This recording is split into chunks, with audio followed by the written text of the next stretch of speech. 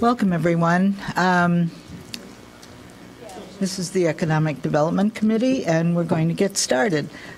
Just briefly, we are going to do citizen comment first, but we're going to go down a few items before we get started with that, because we have a few quick items, and then we'll do the citizen comment. So we have a quorum, as you can see. We have a full house here. And so the first item on our agenda is approval of the minutes of October 25. Could I have a motion? So moved. Second. Okay. Any concerns, changes, corrections? Hearing none, all those in favor say aye. Aye. Any opposed? All right. Is Alicia Skipworth here? Hi, Alicia. Would you like to come up to the podium? And is there anybody here who would like to comment on lashing out our proposal to assist Alicia's project? Oh, you're so lucky. Yes. Alicia, we love your project, don't we? Thank you. I mean, I've read it. I'm Thank sure you. everybody has. Would you like to talk a little bit about it? It's one of the first ones we've dealt with. Sure. And so, want to tell us a little Sure. bit? about it? The name of my proposed business is Lashing Out. It's a business that I actually had in Alabama. I'm originally from Evanston, but spent maybe 7 years in Alabama, and it's a business I started there, brick and mortar, from the ground up, with pretty much no assistance. And when I say no assistance, we didn't have a Sunshine Enterprise, we didn't have a Cindy plant, working cohesively to make my vision a reality. So now that I've relocated back, I've really been diligent. I'm also working with Lend, which is, they're an awesome lending entity here in Evanston, and really just trying to recreate my business here in Evanston. It's, from the research I've done, it's one of the first of its kind in Evanston, owned by an African-American, me, and I'm just really excited about what I can do, the potential of the business, where it can go, and how I can give back and help the community in the process. So there's going to be $1,000 in assistance for licensing and that kind of thing, and then $2,500 for equipment, et cetera, right? Yes, And when do you think you're going to open? That is contingent on my dealings with Lend. I've been working with them over a year now. However, the first space in which I was looking at was acquired by another business. So in the meantime, I stopped. I found out about Sunshine. I went through that program, learned a lot. And then once I graduated at the top of my class, I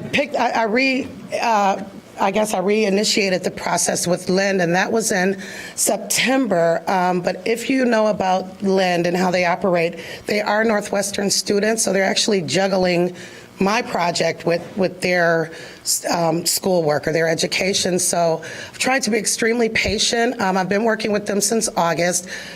In my correspondence to them, my final loan packet was introduced to their board on last Friday. So I wanted to, realistically give them the board a chance to review, which they've done before, and come back with questions. And I guess, revamped it to their request. And so I'm hoping to hear back from them really soon, but I was actually going to reach out to them by the end of this week. And contingent on that, I'll have a better date of when I'm looking to open. But of course, I would ideally like to be open by prom season, which is in May. So I think that at this point, that's a realistic goal. Okay, but you're still going to the Dodge Avenue location? Yes. That's for yes, sure. Yes, I am. That's Okay. what I'm looking at. I've been in contact with the person that owns that property, also owns Specs Car Wash. They've Right. been around for a while. And he's been very particular about what kind of business he wants in his business. So he's just, I think that's the reason why it hasn't been rented as of yet. So that's actually, a blessing for me because it's given me time to work through the process with Lend and with the city. But one thing I was hoping to do is possibly, I mean, I have a plethora of expenses, and I have them outlined in a packet. I have copies available for each of you, but it's also available online. I provided it to Cindy. I'm a tree hugger, so I really shouldn't have made these copies, but they're front and back. So, yeah, I'm still looking to get that space, and it's an ideal location for several reasons. The traffic, the other businesses that share the space that would complement my business, and vice versa. I like the So- way you mentioned that you use safe products. Thank you. Thank you. Does anybody have any questions? No, Alicia? I appreciate, you did a really nice job with the materials. It's very, very well and thoroughly put Oh, together, wow. so I appreciate Thank you that. so Yeah. much. I Good. tried to be Nice very job. diligent in the process. Thank you. Nice job. Yes. Alderman Sims. Of course, I can't say how excited I am to see you here moving forward. Such a demand for the specialty work that you're doing with the eyelashes right now, and I think you probably are the only one specializing in that. So it will be a nice niche business and a wonderful, vibrant part of town. So I support this 100%. Thank you very much. All right. Anybody else? Hearing none. Ups. Mr. Powell. Yeah, just a quick question. Sure. You said you had other expenses Yes. that you need funding for. You have any investors? Lend, but outside of that, no, I kind of wanted to start small. No other investors. Looking at other lenders, but again, I didn't really want to bite off more than I could chew, so I kind of started baby steps, if you will. But thank you for asking. Good idea of what you want to do, especially in that neighborhood. Yes, thank If you. an investor comes in. What? Okay.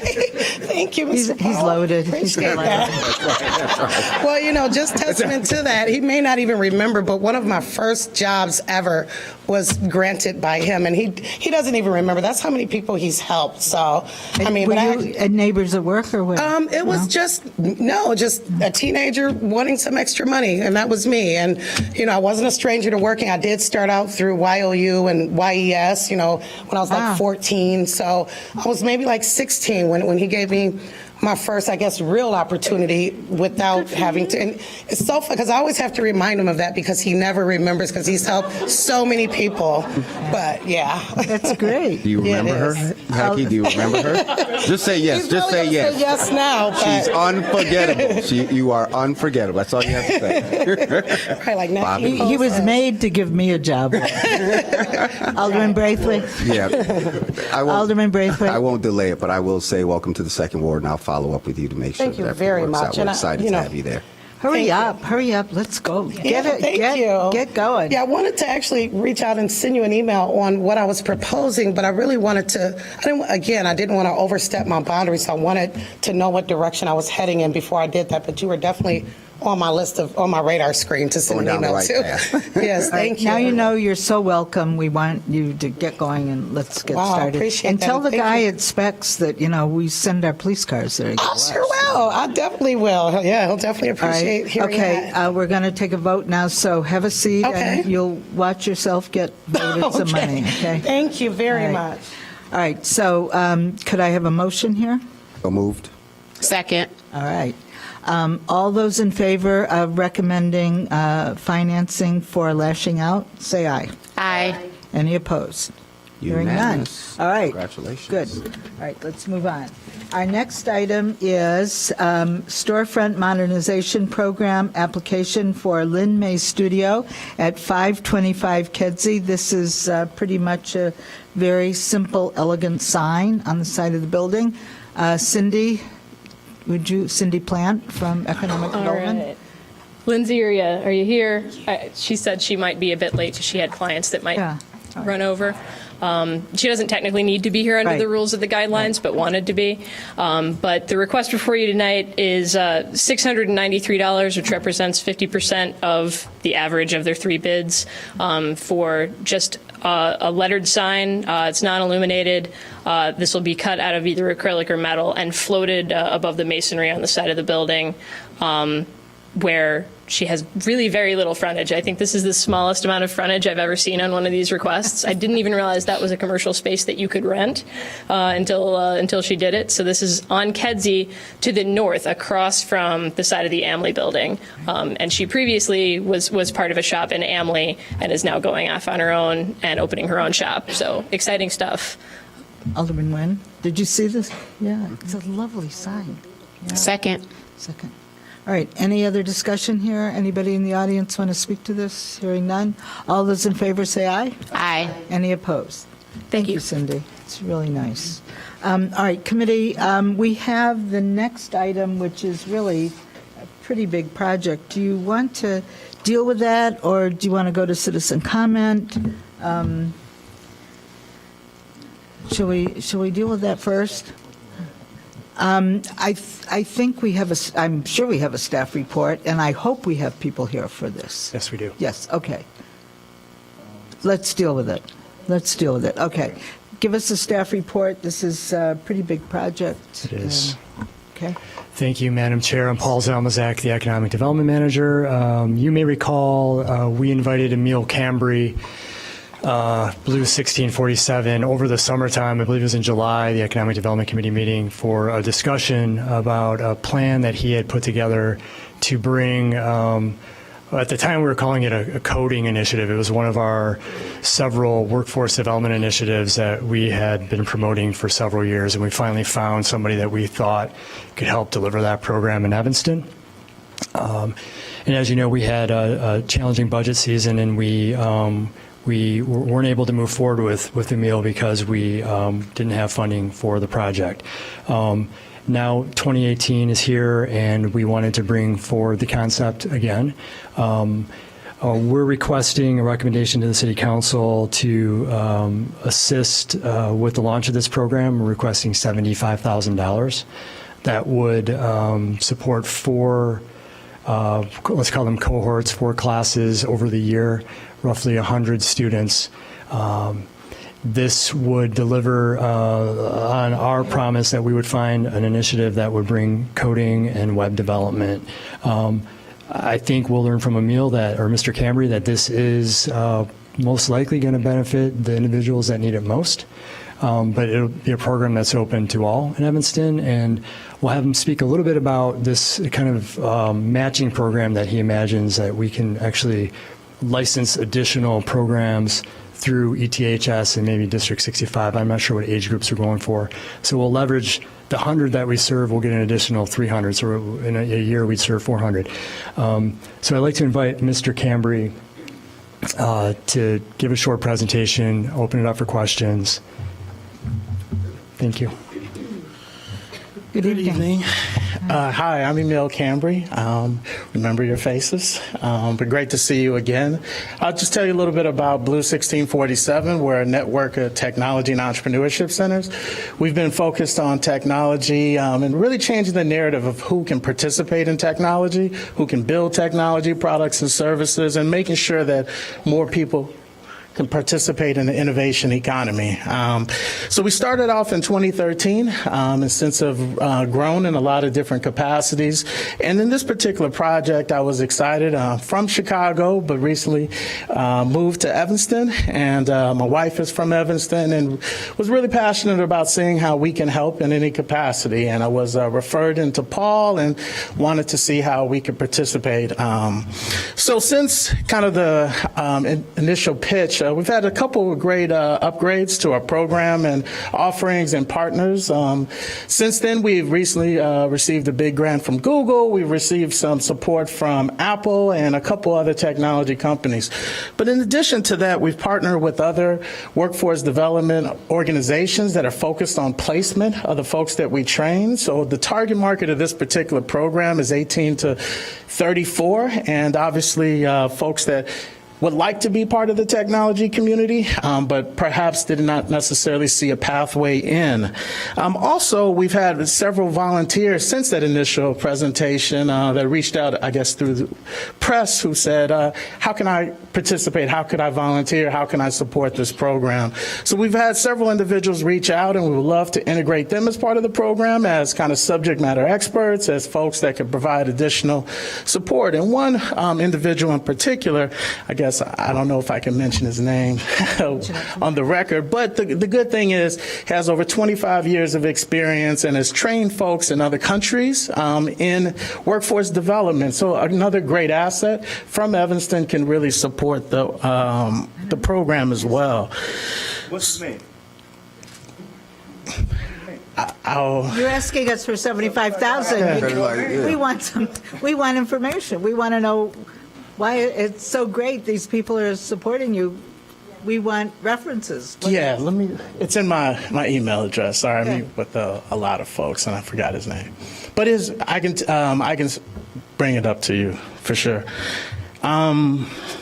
So that's a majority of what we've been presenting. We've been contracting in other countries as well for the work that we do. So we've won over 65 awards around the country and around the world. So we're good at what we do. We're excited about this opportunity, and we're doing it at far less cost than we traditionally, in fact, provide. Okay. Committee. Any questions? Alderman Simmons. No questions from the last presentation, and following your amazing work online and social media. I support it. I can't say enough. I mean, it checks so many boxes: workforce development, business development, tech in underserved communities that don't have access. Enhancing the number from 100 to 400 is something that we are long overdue here in Evanston. So I'm excited that you are bringing this resource here. I'd love to know who the person is now. You made that such an issue. Yeah. I can go grab my phone. 1 second. I'll go grab it. Ms. Burns? I had a quick question for you. So one of my concerns was that there was actually demand for these kind of jobs here in Evanston. And I see that you've documented that from 2014 to 2015, there were 900 job postings for this type of skill set in Evanston. Do you have any updated data on that? So what's the current, what are the current job postings for that, for these skills?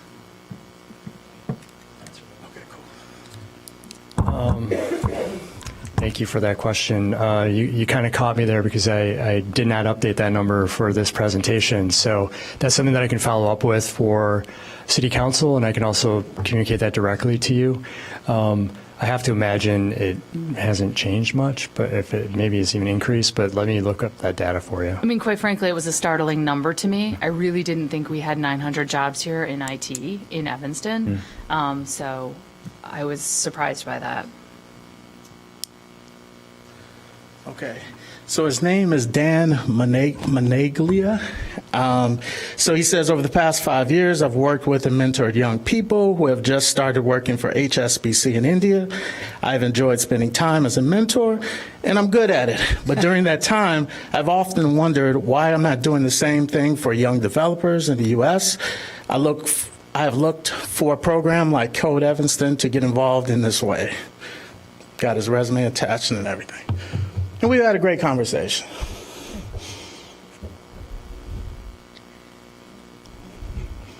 Yes, go ahead. I'm sorry.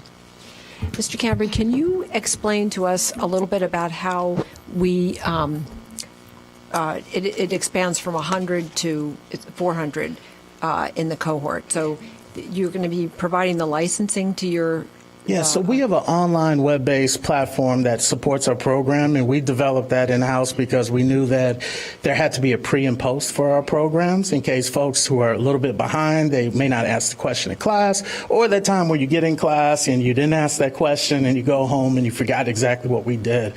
So essentially we're in this online platform, which is very similar to Codecademy or Treehouse, which are other web-based platforms that are a lot more expensive. We had to create it internally because of the scale of the number of students we work with. So we were just going to offer those licenses complimentary to ETHS as well. Okay. So then would it be administered by ETHS? No, this is something that would be completely separate. So essentially, we have a separate login that would enable ETHS students only to be able to sign up, and then we'd be able to grab the metrics from there. Okay, all right. I think that's fantastic. And did the Dev Boot Camp in Chicago close because of the cost per student? Well, the thing is, the boot camp model is quite expensive. So in comparison, it was $12,000 for 12 weeks when you compare that to exactly what we're providing. But when you're doing that in that type of environment, there's a lot of additional costs. So our innovation as an organization is to reduce the actual cost. And that's why things like the online platform, that's why complimentary services, volunteers, mentors, and support. So we provide that same ecosystem for a much less price, which allows us to deliver on our mission. But why, I don't understand how you could do that and they couldn't. Why was theirs so expensive and there wasn't ever an attempt to reduce the costs? I mean, were they getting public assistance for their students? No, they're a for-profit organization. They're based primarily in very attractive, ritzy areas. So they have a much higher cost of actually being able to deliver the service. So you imagine somewhere 3, 4, 5 times the size in a more expensive area. And if you take a look at the square footage cost that they incur versus what we provide, it's just a lot less. It's an amazing price. Okay. Anybody else? Anybody else? No. Okay. Let's see. Yes. Into that. Just need to understand something. I don't think. Are you on? Yeah. I guess No. This on your microphone. maybe one day I'll be a council person, Yeah. learn this stuff. The people that you're going to take in this program is going to be housed in Evanston, is that correct? Yes. And a majority of these kids, or young people, and this is real important to me, are going to be from this community, Yes. 100%. Absolutely. Otherwise, I wouldn't be here. Now, I understand that, but I just need to understand that 100% of the kids will be, or the young adults will be from Evanston, and you're not reaching outside. No, we have other programs that are supported in other capacities. Okay.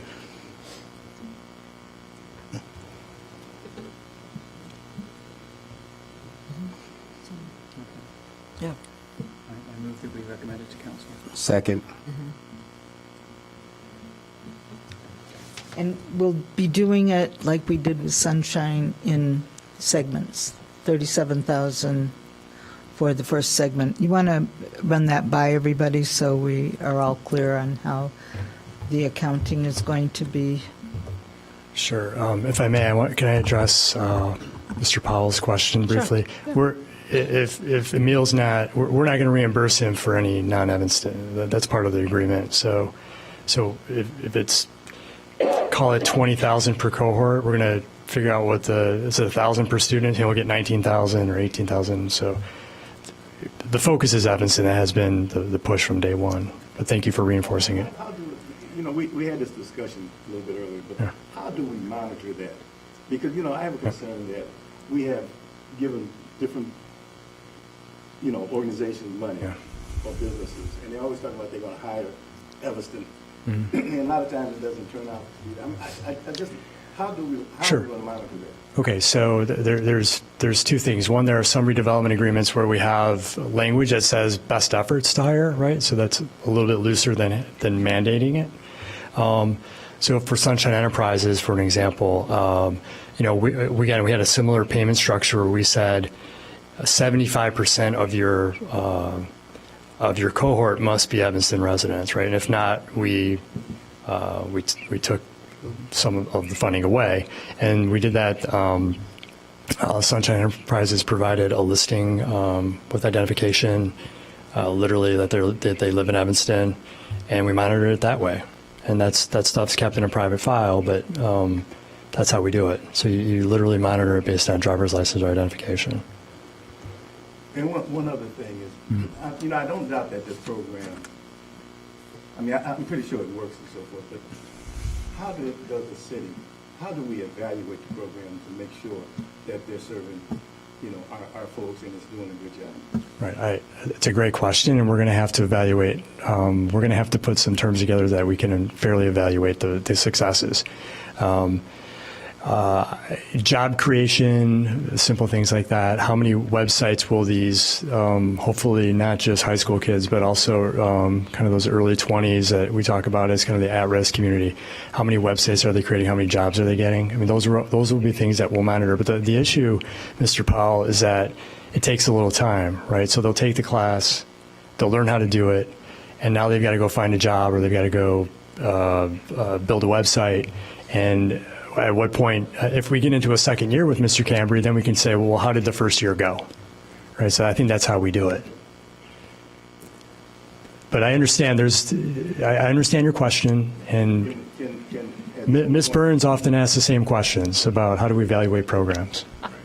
When we're going to come up with a plan on how, or some type of model, how we're going to evaluate these programs? I hear you're asking for an evaluation model, and we'll deliver that. We'll try to do that the next meeting or sometime in April. Okay. To answer Alderman Rainey's question, the way that we are proposing to structure it, it's a little bit different than Sunshine because Mr. Cambry has requested a kind of a larger upfront payment because that will allow him to attract, I think, one or two of teachers immediately, so he's able to have a funding source for them. Otherwise, he won't have money to pay the instructors. And then we break down the other 50% or 75% into 4 segments that they'll receive reimbursement once they report back to us that the Evanston residents participated in the program.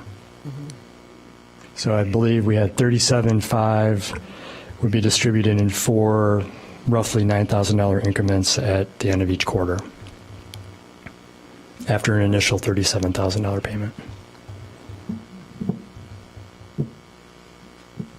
Okay, we cool with that? All right.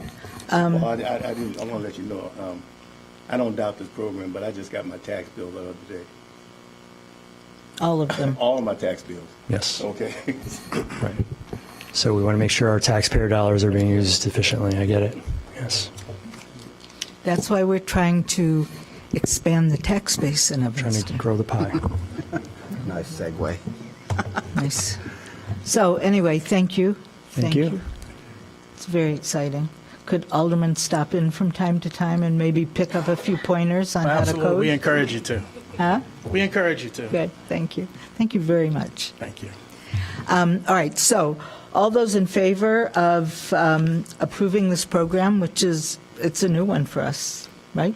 All right. All those in favor of recommending this to the council, say aye. Aye. I'm abstaining. What? I'm abstaining. Why? You can't. Because I'm abstaining. You cannot abstain. Yes, You you have to state the reason you're abstaining, and it must be because there's a conflict of interest or you have a pecuniary interest. Do you have a financial interest in this program? No? Okay. Oh, yes, I do. Of your Yeah, taxes? my tax. Oh, you You got have to vote yes or no. Vote yes.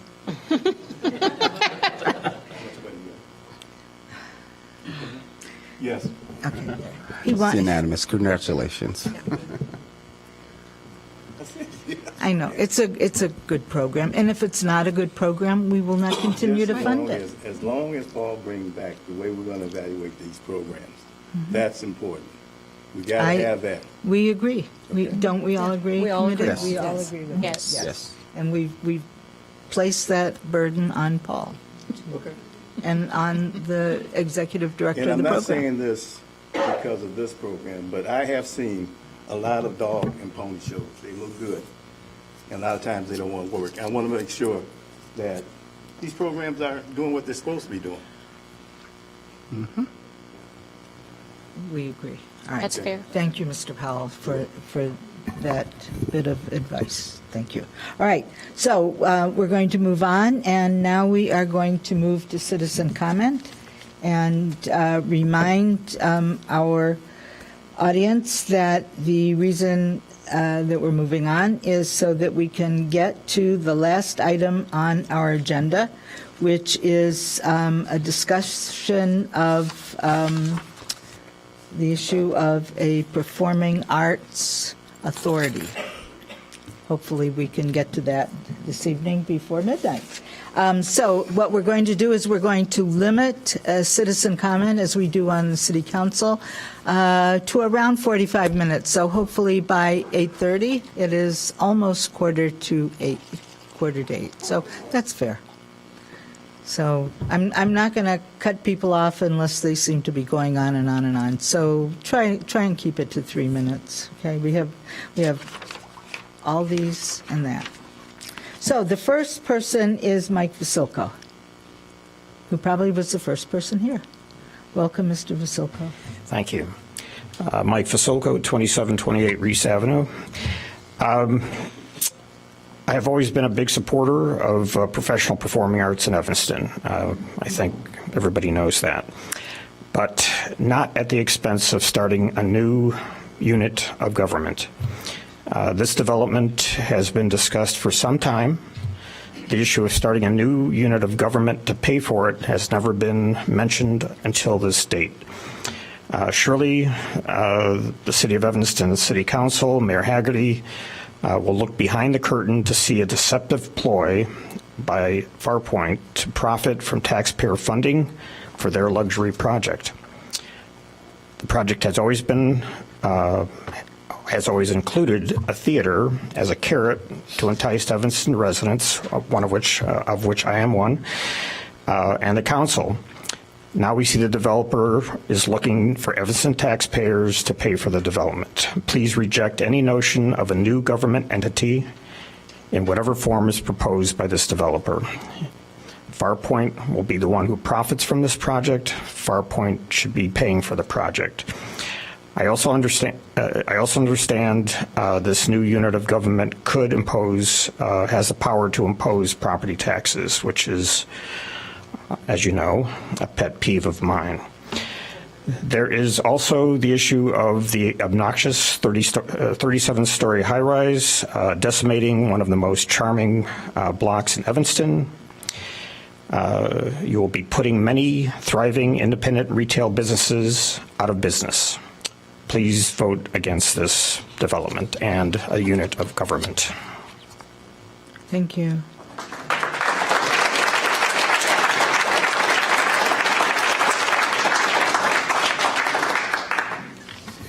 All right, I should have done this to begin with. I'm going to read 4 names, so if you could line up, that'll be helpful in moving along.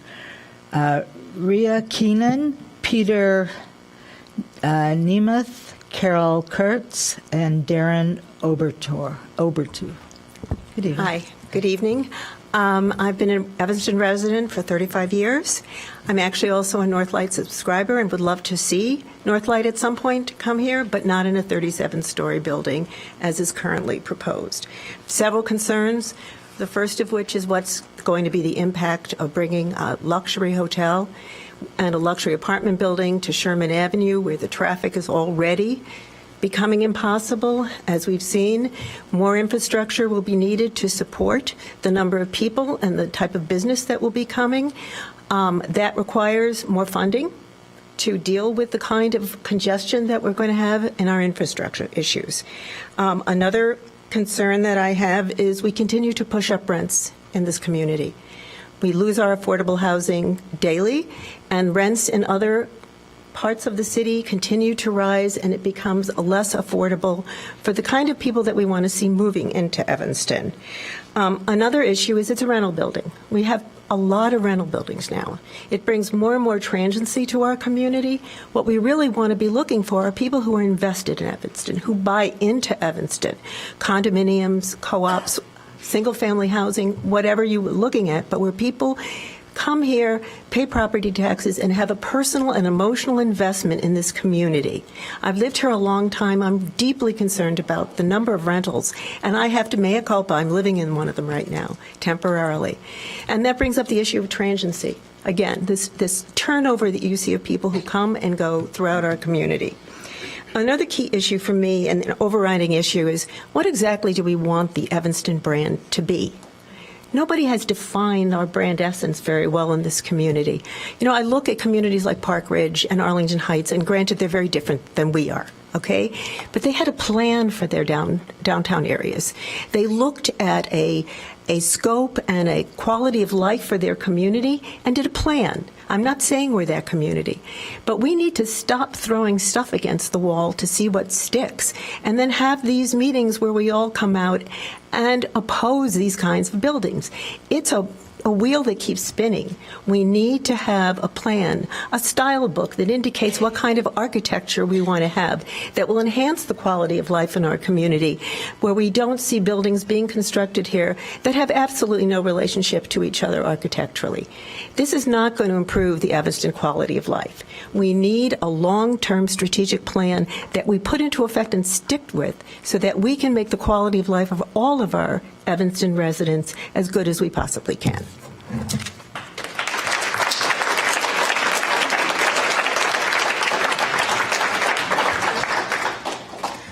Good evening, Council. Thank you for your good work. It is heartening to see so many people here tonight ready to express themselves. My name is Peter Demuth. I am the current president of the Southeast Evanston Association, otherwise known as SEA. I am also a small business owner in the 1800 block of Sherman Avenue. I am here to voice my personal as well as my organization's strong opposition to the proposed 37-story high-rise slated for the 1700 block of Sherman. While we applaud bringing back the wonderful Northlight Theater to Evanston, we object to doing so at the expense of several businesses, including the Alley Gallery, Seville Flowers, and Bookends and Beginnings. All of these businesses are located in the Bookman's Alley section, with its shades of Harry Potter. You can't just relocate such places run by such wonderful people. They exist magically where they stand. They are an expression of our city's uniqueness and its living history.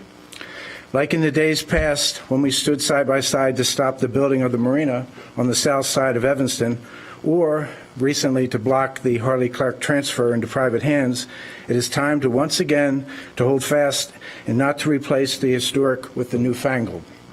In closing, SEA says no to the 37-story high-rise. It says yes, however, to restoring the Varsity Theater, which I know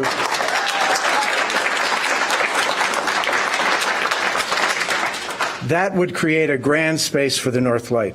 Like the Phoenix, it awaits rebirth. Let us put our wills and imagination together to find a way to make it happen. Thank you.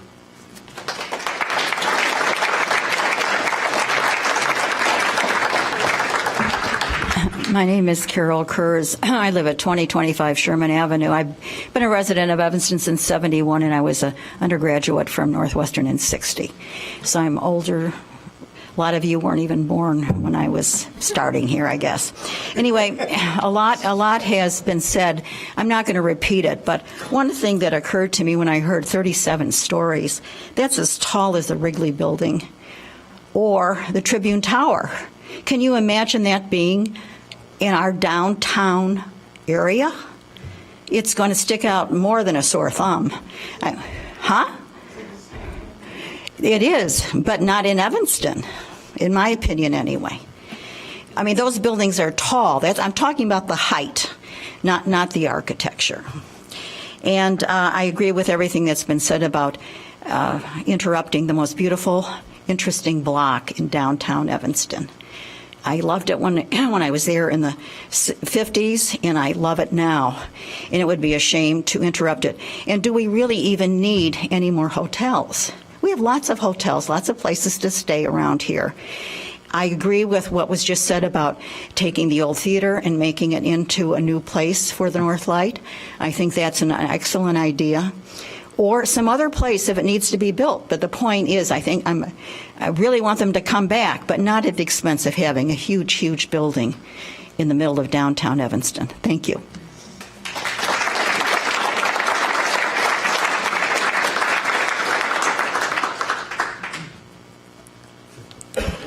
Good evening. Thank you for the opportunity to speak. My name is Darren Oberto. I'm one of the owners of Alley Gallery.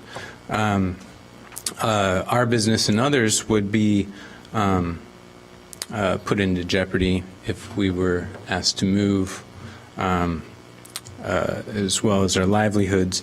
It would also dissolve a creative culture that lies incubating just under the surface of downtown commerce. I'm representing also a collection of the small businesses that reach back decades, yet strive forward to grow in the decades to come. I'm representing a place where sole proprietor businesses bring diversity and character to our community. I also want to represent the authentic texture of the vintage architecture that create a gateway from the campus into the city for students and faculty. This texture is what people will reminisce about when they think about these moments in their nostalgia.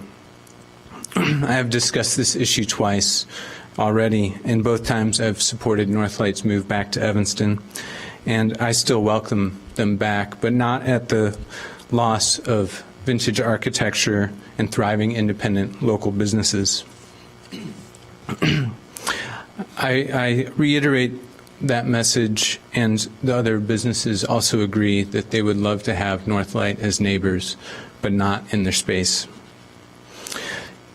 This committee serves the purpose of economic development, and this project may possibly add to the economy, but only if it stands on the shoulders of existing well-established Evanston institutions and landmarks working side by side in symbiotic harmony.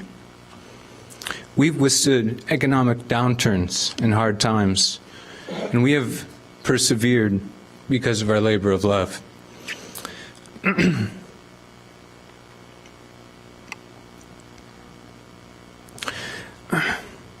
The retailers impacted by this project are all doing well. There's Seville Flowers. Mark is the fourth generation to take over that business that his great-grandfather started 75 years ago, and he's making it his own, and he's doing well. David from Campus Gear joined us on this side of the street to expand his business, and he needs to be there to welcome the students, and it's a very special place for him to be, to do well. Kelly Poulos at Cuckoo and Olive has transitioned her business into a new style, and she's done it very well. Nina at Bookends and Beginnings is filling the large shoes that Roger Carlson left open after Bookman's Alley closed. And here at the Alley Gallery, we have experienced tremendous growth in the last few years, and we also are working as an arts incubator and have a platform for local artists to present their visions. These businesses should be a model that is studied, not misplaced. We're unfortunately at a crossroad where independents are being pushed out by juggernaut businesses that are protected by national corporate umbrellas, and eager developers are chomping at the bit, while local businesses have trouble. I urge you to develop responsibly and sustainably. My mentor, Christopher Malloy, would be proud of how we've taken the business and nurtured it, but also for standing up for what we believe is right. Thank you.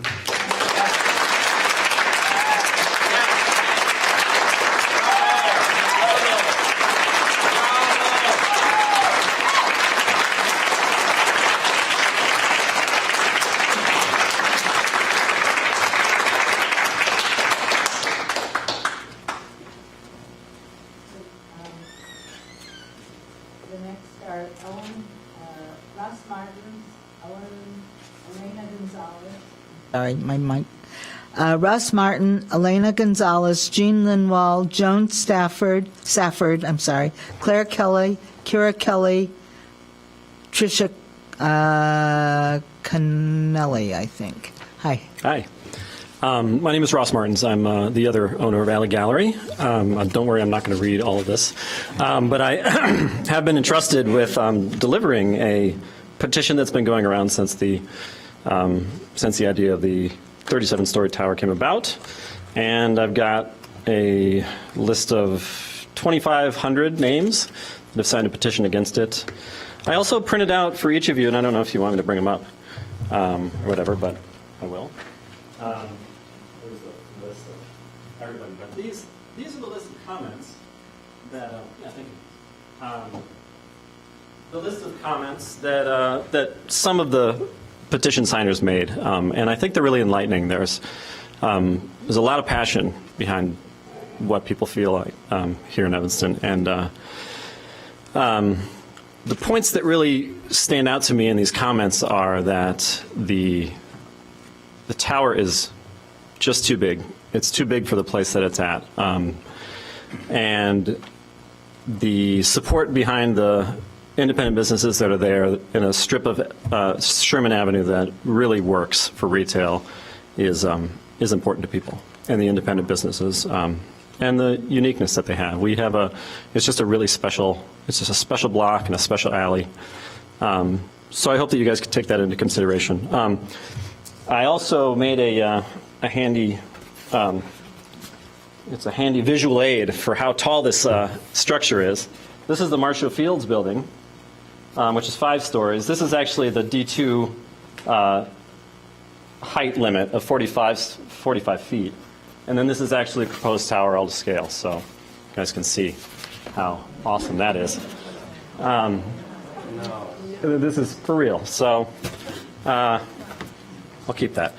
Today I had a lot of fun reading some of the plan of Evanston, the downtown Evanston plan that was updated in 2009. What I thought was interesting that the very first picture in the plan is the alley with Seville flowers right here.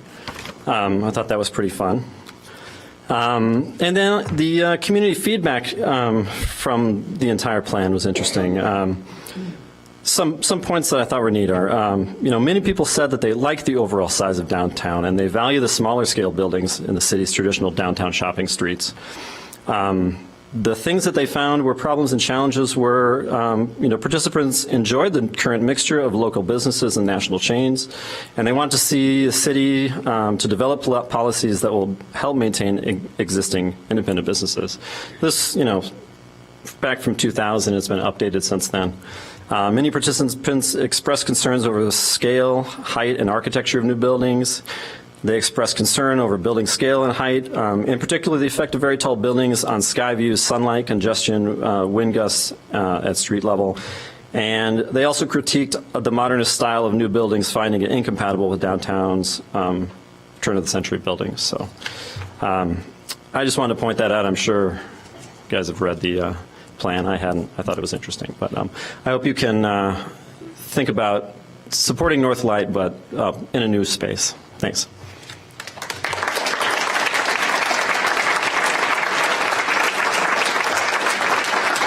Elena? Okay. Good evening. I'm Elena Gonzalez. I've lived in Evanston for over 35 years. And when I was growing up here, the city was just full of independent businesses. And I know a lot of people have experienced this as well, especially my parents' generation. I remember when every storefront was an independent business. And as we all know, that's not the case anymore. A lot of big corporate chains have moved in. But I feel like there's still enough independent business in Evanston that I feel that feeling about Evanston. But I do think that we're at a tipping point. We're getting to the point where if we take away a block like this block, it's not going to feel that way. Okay? This is going to change the quality of our city. Apart from that, this block is special, which has already been discussed a bit, but I just wanted to share a tiny moment of my vision of this block. I see it as this sort of intercostal muscle in the city, right?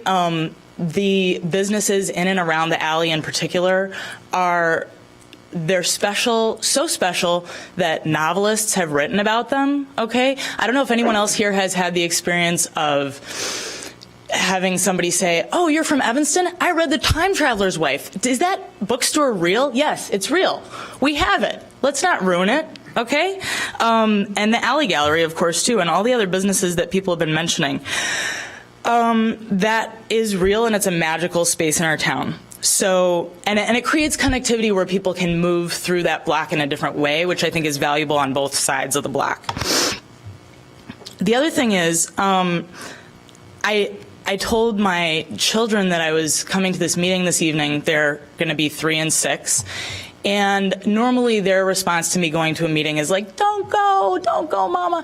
And they were, on the contrary, they were like, oh, Mama, this can't happen. They were like, Mama, don't let them crash down the bookstore. Don't let them crash down the Alley Gallery. These children are literally invested in these businesses on their own. Okay, this is the next generation of Evanstonians, and for their own reasons, they care about these places.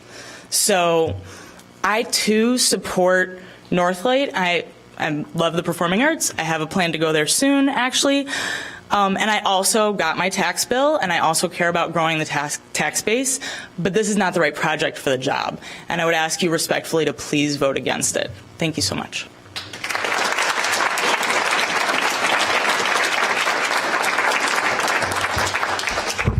Hi, I'm Jean Lindwall, and I too got my tax bill, and and like pretty much everybody around, I'm not going to be able to, deduct all of my property taxes next year. So I think that it's very important to think about the financial impact of this proposal. And I want to focus specifically on the proposal before you, which is to consider creating another unit of local government.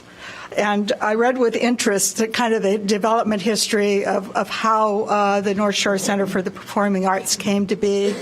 Back in 20 years ago, when Illinois did have funds available for capital projects, and the climate was very, very different than it is today.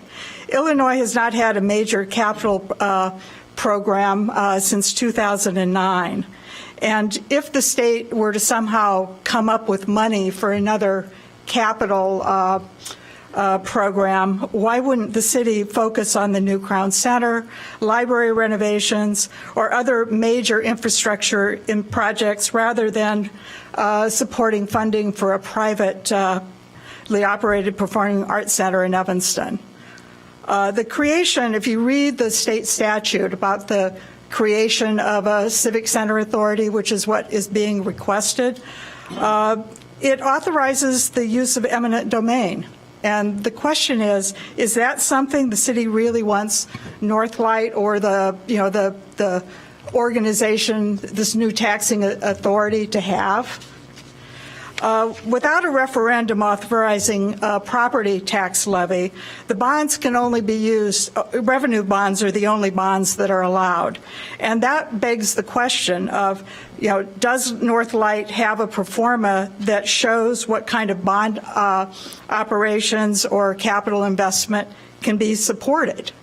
Because the last thing you'd want to do is create a public, civic center authority, essentially, and have them levy bonds and have the bonds if they're not generating enough operating revenue, you're not going to be able to retire the bonds. Also, there's a requirement in setting up one of these authorities that you have to define what your metropolitan area is essentially your service area. In many instances, it's the municipality. In some of these authorities, it's the township. In others, it's the county. In certain instances, it's a county less any area that's already in another civic center authority. And that's a question. There's also a question of, who would be on the board of this entity, and how would they be selected, and frankly, how would the public interest be protected?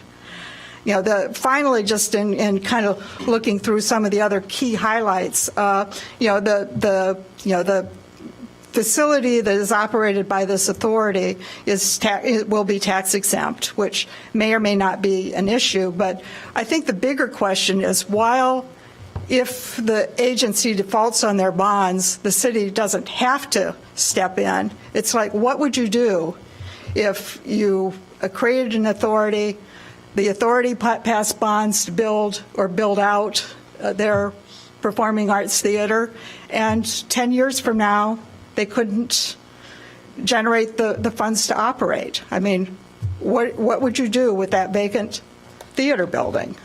So I think that there are a lot of really important financial, questions that ought to be answered before you start sending a resolution off to the state saying we're interested in creating an authority. And presumably Northlight has answers to those questions, but I certainly would encourage you not to move this forward to council without getting a lot more information than you have now. And and there was something in here about talking about maybe the city would assist in paying for parking. One of the advantages and one of the reasons I think many people looked at Northlight coming downtown was the opportunity for their patrons to use the parking garages we already have. And so I think that there are a lot of serious questions about this particular proposal that's before you. Thank you.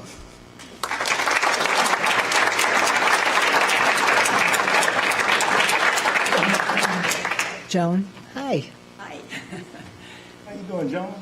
Well, how are you? I was thinking the same thing. It has been a long time, and not to surprise you at all, I am here, of course, to object. A history that I have going back at least, 40 years perhaps, before the Evanston City Council. I am Joan Safford. I'm a resident of Evanston and have been for 51 years now, or almost 51 years. And we've lived in the same house for 51 years, which is directly west of the downtown. So like my colleague over here, we walk when we go downtown. And if you walk when you go downtown, you realize what happens. You see the disappearance of Kroger's, then you see the appearance of whatever, the movie theater. You see each of these different stages of what happens. And then when you get to downtown, and it's not Marshall Fields any longer, but when you get to downtown, you feel as though you're still here. There's been a lot that's changed. Davis Street is changed east of the tracks. But going down there, it has been the same place, and walking through that wonderful Bookman's Alley, which has been a part of our lives for so many years, is another marvelous thing. But as you walk down also, you notice that west of the tracks, there is deterioration. The Shan Monahan building has never been full. And that's one area that might be looked at as because of the way Mr. Young, what's his name, built his buildings. It has movable walls. It has all kinds of ability to be reconstructed within. North of that, there's a empty area. The restaurant, the old Evanston Review building, could become something more than it is. The restaurant is empty. That's across the street. The old Pine Yard is gone. And that's an area which seems to me, and it's very convenient to the municipal garage, extremely convenient. You could work out a way to have that, to get to the theater without walking in the snow through that area. So it seems to me that there just is not enough imagination here, that you have to think about the fact that we want this to be a walking town.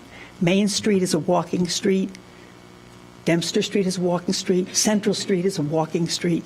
And it is what gives this town character. And downtown if you just turn north from Church Street, it feels the way it has felt for so many years, and it is a way of kind of coming into town if you're coming in off of Gulf, and you know that you're there. And so I would ask of you that as you consider all this, you look at least somewhat more broadly at that area. Where is there economic development needed in an area? In that area, it seems to me that it is west of the tracks, the Shan Monahan building, which is terribly maintained. I mean, if you walk, and now with my bad knee, if you walk, it's broken pavement, broken stairs. It's truly not acceptable. And across the street are these empty restaurants. So if there's a place where Northlight should go as a project, it seems to me that that area is a natural with natural traffic flow. If it's going to not go into the old Varsity Theater, which at least we ought to be able to get a movie company to come in and make a mystery movie about this hidden theater that is still there. There have been some wonderful ideas for that, but they didn't come to be. But anyway, I urge you to just think, not enormously broadly, but more broadly than disrupting the downtown. We don't need to have our downtown disrupted again. All of the problems that it causes for the businesses. And we surely do not want to lose Bookman's Alley, which every generation of children has loved, as well as their adult parents. Thank you. Thank you.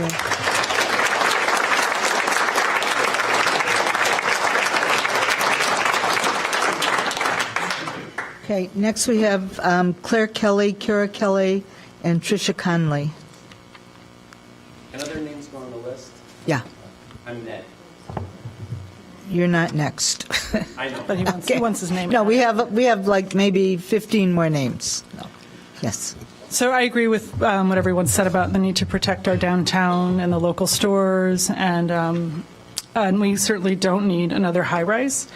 And I'm also concerned about the city manager's proposal for this single-purpose unit of local government. For the financing of the relocation, it feels like sort of a circuitous, maybe even like underhand way to sort of grease the tracks for another high-rise that our city doesn't want. So I'm really concerned about that. I also, more luxury rental units. I'd like to see. Can they share with us the economic justification for this? Do we know what the absorption rates are? I think we deserve to see the economic viability of such a plan of putting in yet 100 plus, I'm not sure how many units, but a lot, over 100 more luxury rental units. This is really having a huge negative impact on the profile of our town, on the demographics. People don't like to hear it, but it is furthering gentrification in our town, and I think we need to take this seriously if we really care about Evanston and being a diverse town. Also, I asked about this last time. Can we, since we don't have anything on the books, like a sort of lobby ordinance or something about disclosure if interest, can we at least at these meetings when we have a plan development or any development up, like Alderman Rainey, would you be willing to request that people who have a vested interest, that receive any financial, material, or employment benefits, that if you do, that you just disclose that before you talk? Would that be something that we could just say routinely ask that for people, just to protect the integrity? It's not. No, this is many cities. What about you, Claire? What's your background? I just care about Evanston. And also on that note, I grew up here. I've been here for comes up here and 50 years. No, Ann Rainey. So you have a problem with disclosure? That's all. Thank you. I figured you would.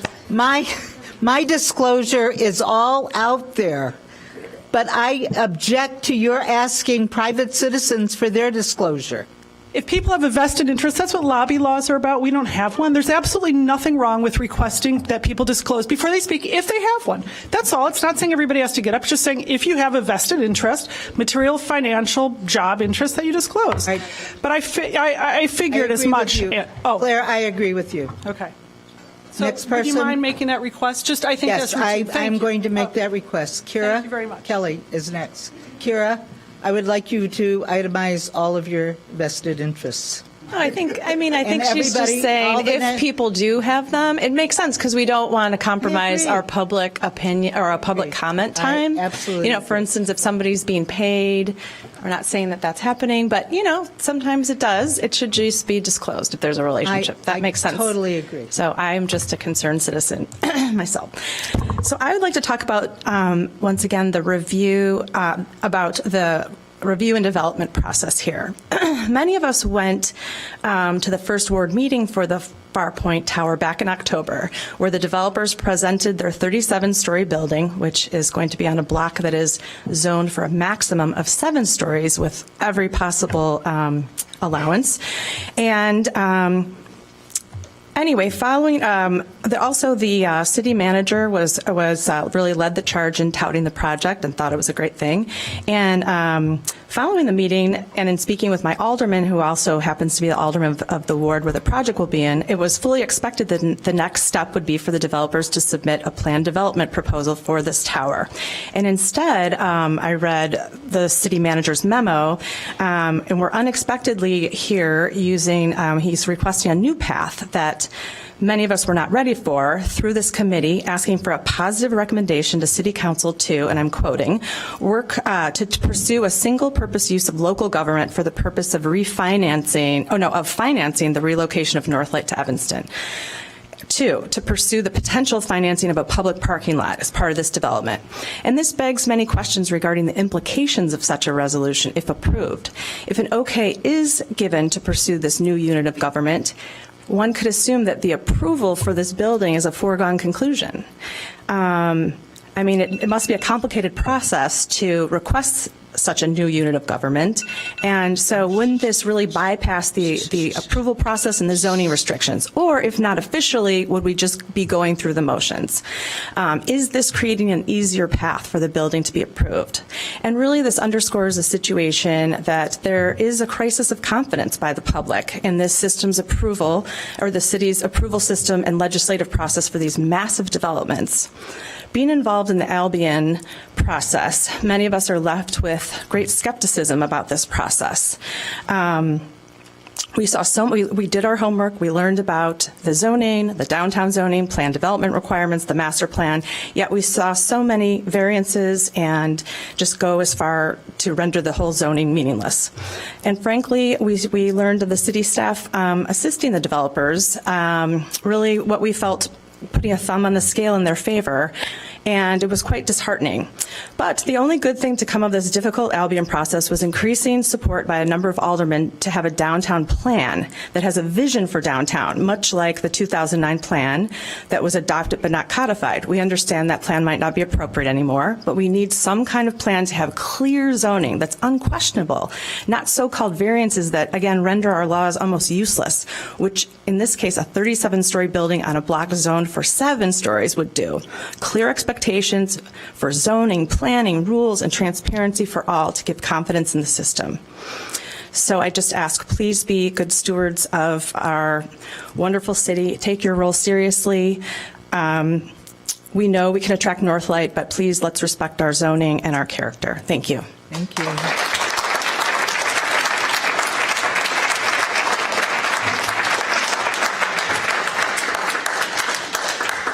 Are you being paid by any lobbying group? Good evening. My name is Tricia Conley. I am a District 65 teacher by day, and I'm here as a community member by night. I am not being paid. I have a comment from somebody who lives in the 2nd Ward. His name is Dominic Calare, and so I'm going to read what he has to say here. I just wanted to comment that as I'm not about preventing change, I do believe it is important for everyone to follow the rules and laws and guidelines that are set in place to show fairness for all. We need to keep a hold of the rules and variances that were written up for a purpose and adhere to them. This is what the community and the citizens of Evanston and the City Council has agreed to when they were written, and this is what we should follow. There are other communities just today that are looking to develop their areas, literally stating that we can develop their area by curbing the need to go into the city or go into Michigan Avenue or anywhere outside of their community to shop or spend when they can keep that purchasing power in their own community and continue to grow. Now, as stated before, there are enough luxury living areas built in downtown Evanston, and one was just approved in November. The Northlight Theater itself is not the issue, but to take away what's left of the richness of downtown Evanston with the type of structure being proposed and setting a special precedent and exception for particular developers sends a message to the citizens of Evanston that their voices will no longer be heard or acknowledged. Let's take the time to follow the rules that are in place for the reason that makes this town unique, special, and a draw to those who visit, and makes the citizens who do reside here proud to be here. Thank you.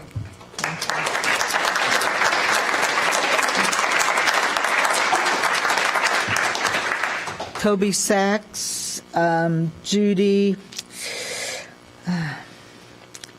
it looks like maybe Kusner, and then John Engelman and Jean Combs, Stephen Rubin, Mary McWilliams, Carl Fromm. I know the last name is Fromm. Yes. Madam Chairman? Yes. Can we add one more name? Sorry. One more name? Sure. Pardon me? Paul Barker. Yes, I will add it. I'll just call Paul. You say Barker? Sir. Madam Chairman, committee, my name's Toby Sachs. I'm a resident for 28 years in the 7th Ward on Pioneer. Into the microphone, please. I'm sorry. Is that better? Yes. Thank you. So 28-year resident on Pioneer. I feel slightly like Daniel before the lion's den because I will be the first person to speak in favour of the proposal. And I'm not being paid by anybody, sadly. I really only want to speak to 2 points, and I'll cede the microphone to the next person. One of them is a detail about the building that I find very important and is part of the reason that I support it, which is that there's a commitment within the Northlight space, I understand, to provide a town square, a point of community meeting, so that this building is more than just a cultural piece and a cultural piece dedicated to the theatre, but something that can actually serve as a meeting place for the community. And I think that's important in our town, and I think it's important in that part of our town. But the main thing I'd like to speak to is the eloquent and passionate reflections that we've heard so far from community members, which have 1 or 2 themes. And those themes are of not just preservation, but of leaving everything exactly as it is, of reminiscence.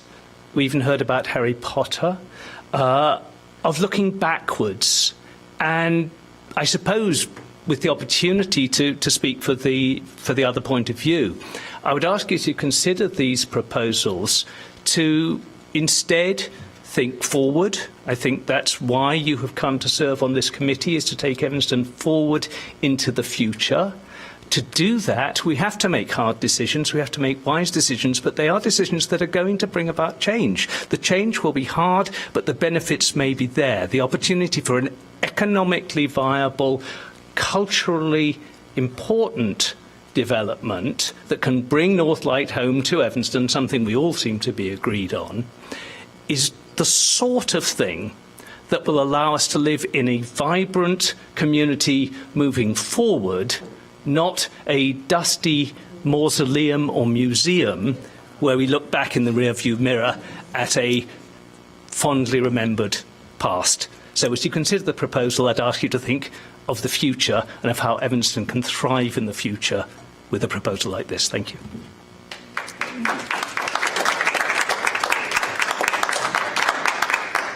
Judy, I think the last name starts with a K. Judy? Okay. Okay. All right. John Engman. And then Jean Combs. Hi, my name is John Engman, 1213 Mulford Street, 8th Ward. I was on the latest iteration of the Mayor's Task Force for Downtown Performing Arts Center, as well as on the committee that was created 20 years ago to look at work with Arthur Hill for the same idea. And in both cases, we found that we needed an anchor tenant. In this latest round, we always thought of Northlight as being the anchor tenant of any organization or any type of public effort. I'm not as familiar with the current proposal, and I certainly will become more familiar with it, but I asked the council, and I ask certainly this committee, to revisit our proposal and our report, that if you are indeed going to be creating a public authority, that we also look beyond just Northlight and service other organizations within the confines of the space of this particular development. I'm neither for or against the height, the siting of it. I think it's critical for us to bring Northlight back to town.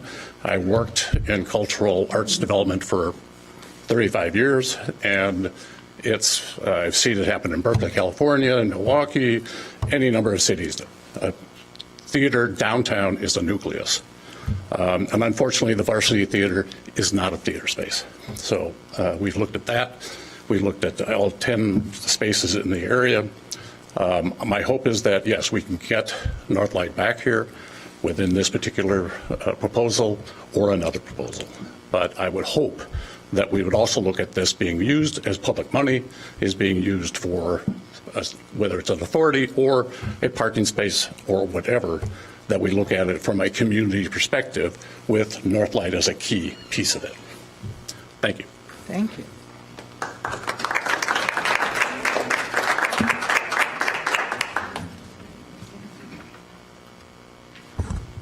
Hi. I'm Gene Combs. I live at 1212 Elmwood, which is an easy walk to downtown. I've been here for 30 years or so. I came tonight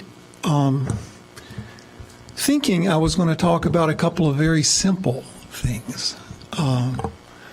One had to do with the last couple of times I've been to the arts fair downtown and the way the stuff gets blown around and the tents won't stay on the ground because of the canyonization of our downtown and the strong winds that are already there that make it unpleasant.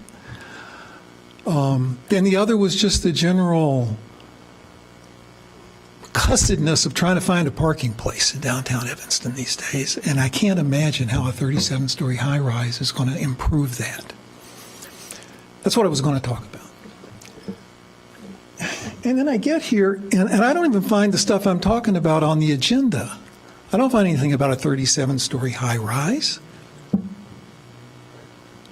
I find Performing Arts Center. Well, this just begins to sound like a Trojan horse to me.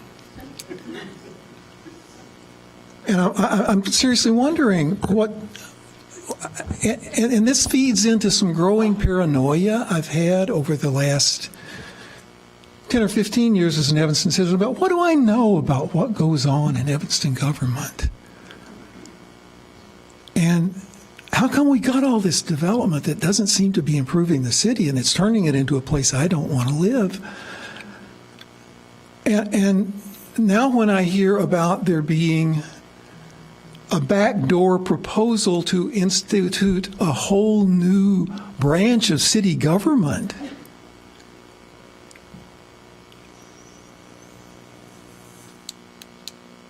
you're smiling, Hecky. Yeah. I'm genuinely worried that something's being snuck through here that I don't want to be a part of, and I'm wondering if each of you are searching your souls about what economic development is, because there's economics of space. There's human economics that counts something besides dollars. And if you're going to take economic development seriously, you're going to listen to all these things that all these fine people have said about character in our community and losing something that's essential to making Evanston Evanston and not just the latest big strip mall. It's like every place else in the world. Thank you.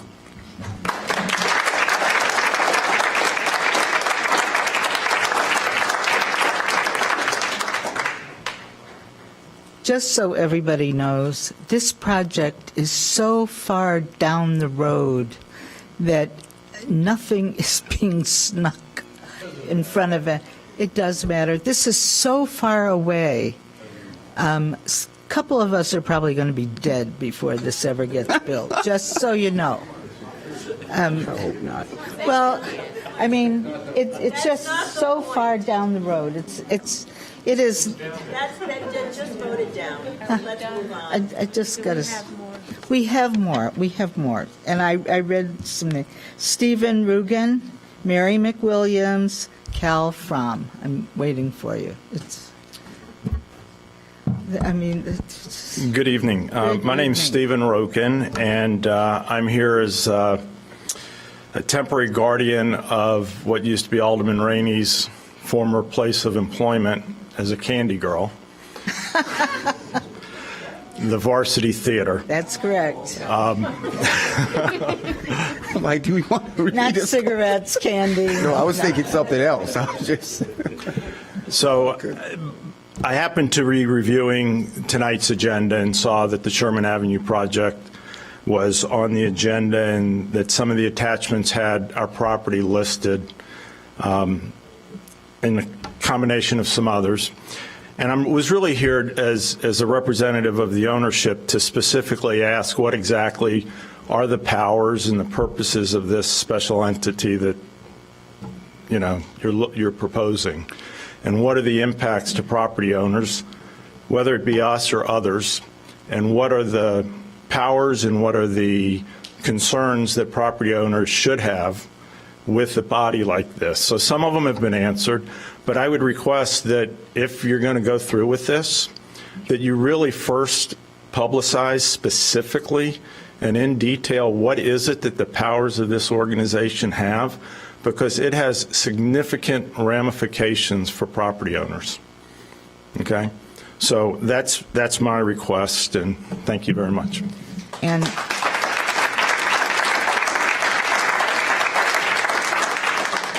And to address that, Steve and others, we are going to learn about that tonight.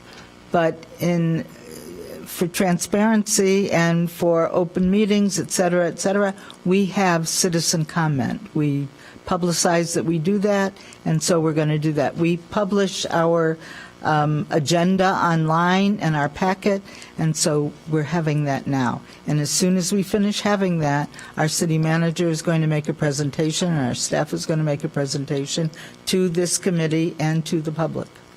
Okay? So next is Mary McWilliams. Hi, Mary. And then Cal Fromm, Jill Friedman, Joan Rothenberg. Let me just read these. Betty Esther, and then I'll read the last three. Hi, I'm Mary McWilliams. I live at 1606 Wesley. I'm Joan Safford's neighbor. I'm a 55-year resident of Evanston, and I've been involved in the preservation community in Evanston since 1976. As a preservationist, I've learned to love the historic character of Evanston. But Evanston isn't a museum that has pickled in time. It has to change. I have learned to embrace change and accept it as an important and positive part of the vitality and life of Evanston. But that change has to respect the past as well as the buildings, the surrounding character of the town, which is context. For that reason, and for all the excellent reasons given by the previous speakers, I stand in objection to this project. Thank you.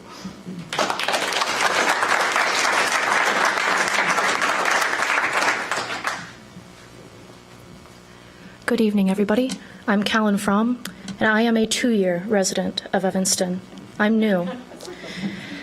I came here from southern Indiana, Let me tell you about a state that lives in the past. Let me tell you about a community that lives in the past, that's hidebound, that's boring, that's stale, that has no arts. I'm a singer. I'm a dancer. And I'd love to have the Northlight Theater here. The more I hear about it, the more excited it makes me. But gentrification will kill communities. It will destroy them. And more luxury units going stale and unrented, while standard rent skyrockets even as luxury rents peter down slowly. Where's your tax base in that? This is a community that's amazing. It's diverse and beautiful and varied, and it's so much more than what I had where I grew up. And it's beautiful in that it has this balance of the future and the past. And you have to respect the heart of the community, these independent businesses. My home, my second home, is a little independent business here at Evanston Games and Cafe. And Alley Gallery and the bookstore and other places might be like that for other people. You can't just steamroller them for some fancy, shiny building. It's not going to bring you the future. The people here in town are going to bring you the future. That's what you need. Thank you very much.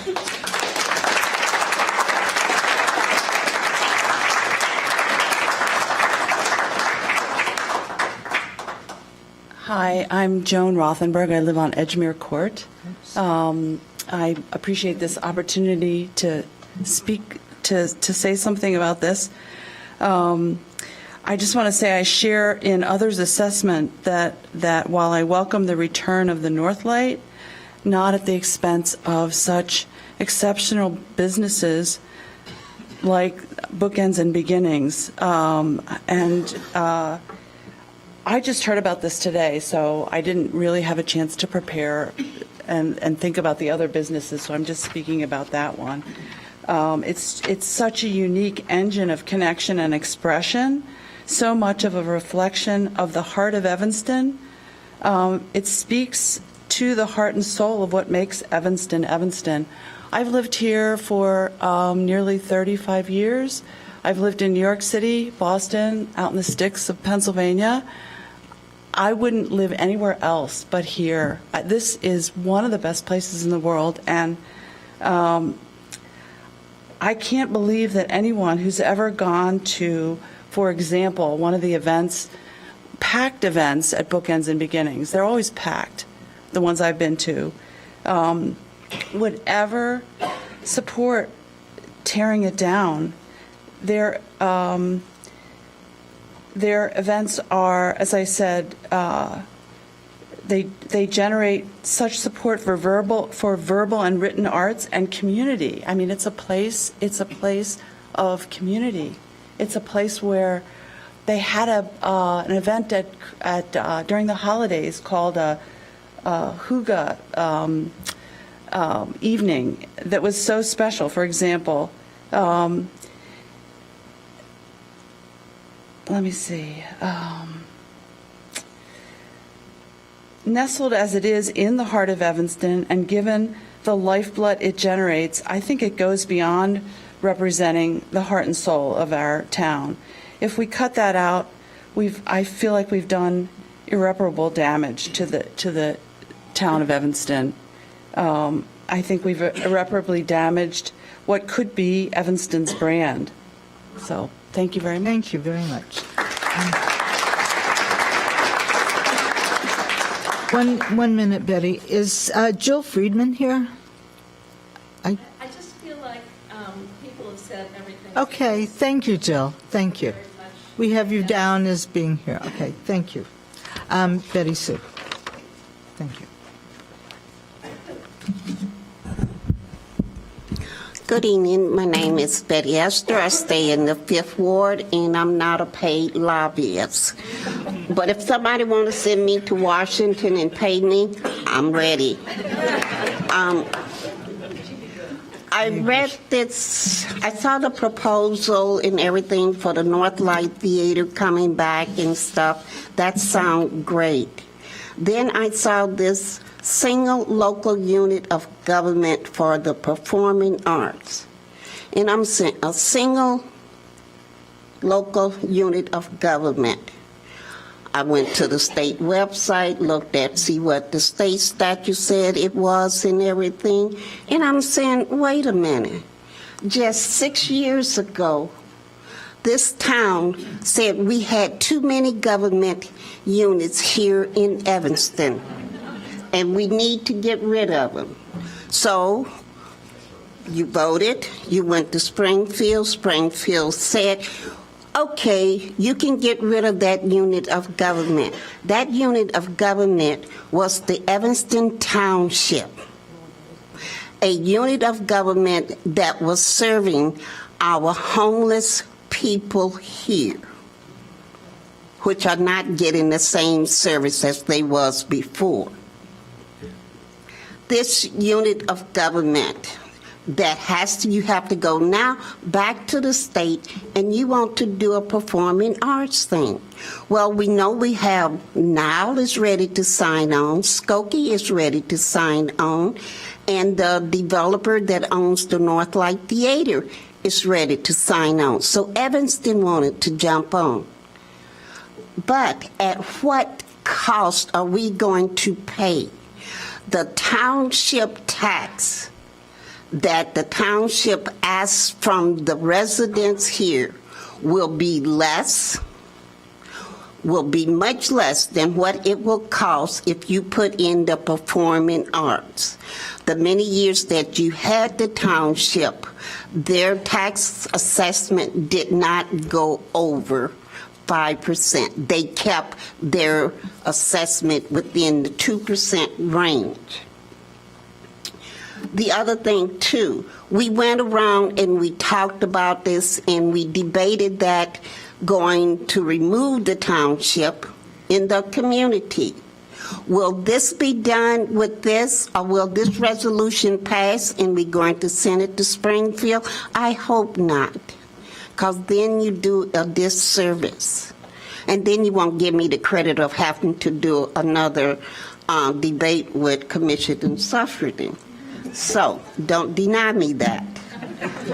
So we need to think about this. What we are asking for, what the city is asking for, the people is asking for the Northlight Theater to come back. The people are not asking for all of the other stuff that is being proposed. There was a study in 2012 that the Northlight Theater and performing arts stuff was discussed. There was a coordinator hired in 2015. And if you go back to the Economic Development Committee and look at those, there was 3 sites that met all 3 categories. It says site for consideration, 3 identified district, revised district report for art quarter, and financial plan site. That was site number 6, 17, and 19. We're not talking about these things today, and as Alderman Rainey says, they are down the line. But how fast will this get approved? How many people in Springfield will approve this? Because this is an election year, and they need votes. So be not mistaken, what you are asking for is to put in another unit of government that will change your tax base. Will it bring it up or down? If you look at the January 11th round table at all of the TIFs, and they will tell you what the excess revaluation was when those TIFs were set up, what it is now. Most of those have went down. So we have to think hard and see if this is what we want to do. You will be put in a district, in a TIF, that hopefully will end. But with things going on in that TIF district, will the council then ask to have it extended so it can meet those obligations with bonds and things? It's a question of what are you trying to do and what we are trying to prove. So if we are not going to take it out to the community and have a good debate, a well-explained explanation to the community as to what is a single local unit of government, and that it will be for the performing arts.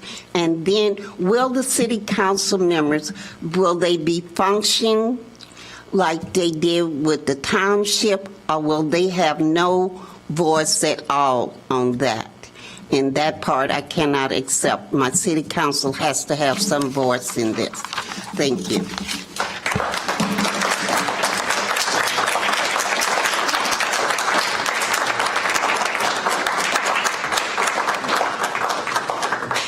Paul Janicki, Bruce Ehrenbach, Joyce Elias, and then Paul Barker. Can you answer one question, just quickly? Can you clarify the new government district? How does that relate to the building, the 37-story high-rise? We're going to have a full explanation as soon as Paul finishes speaking. I'll keep And it it's short. going to be nothing like Betty just told you. My name is Paul Janicki. I live at 1422 Judson. My architecture practice is in the 1718 Sherman Building, which coincidentally is slated to be demolished for this project. So, full disclosure, as an architect, I think the project is sort of a poster child for how not to do green architecture. Demolishing beautifully constructed and detailed buildings and piling them into a landfill is sort of the opposite of being green. We should focus instead on other portions of downtown that really need economic development. There's plenty of 1- and 2-story parcels around Evanston with architecture that you would say is not notable or landmarks that would certainly need economic development. Replacing active shops and storefronts with empty hotel and theater lobbies. If you think about that, there are going to be big glass lobbies with no storefronts, no cafes, no restaurants, no shops, no boutiques. It's a very thriving block now. That entire side block will now be dead. This is like the basic tenet of urban planning, of new urbanism. It's really kind of school child level stuff. This is going to really kind of kill that block from a kind of an urbanistic point of view.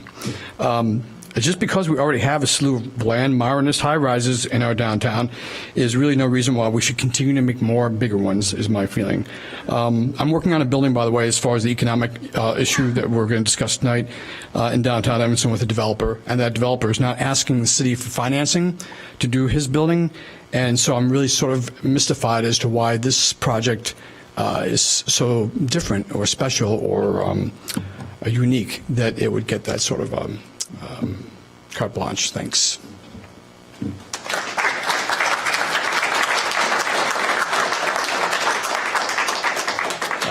I'm Bruce Ehrenbach. I'm 40-year resident of this wonderful city. I'll not repeat what has been said before quite eloquently by others. I'm a very long-time fan and supporter of the Northlight. Have been going there since the old Coronet Theater days, for those of you who are old enough, and even Kingsley school days, but back to about, I think, 1975. And I have continued on at Skokie at the Performing Arts Center over there. And I would like and prefer to have the Northlight back here in Evanston. We should explore that idea, but not within this proposal. This is not a Northlight project. It is not a downtown Performing Arts Center project, but rather this is a 37-story mixed-use development, a very small part of which might be, no guarantees, the Northlight Theater. Evanston does not need a 37-story mixed-use development. Please keep that in perspective. This is not a Northlight project. Please do nothing to facilitate or encourage this inappropriate idea of a 37-story mixed-use development and reject this resolution. Thank you.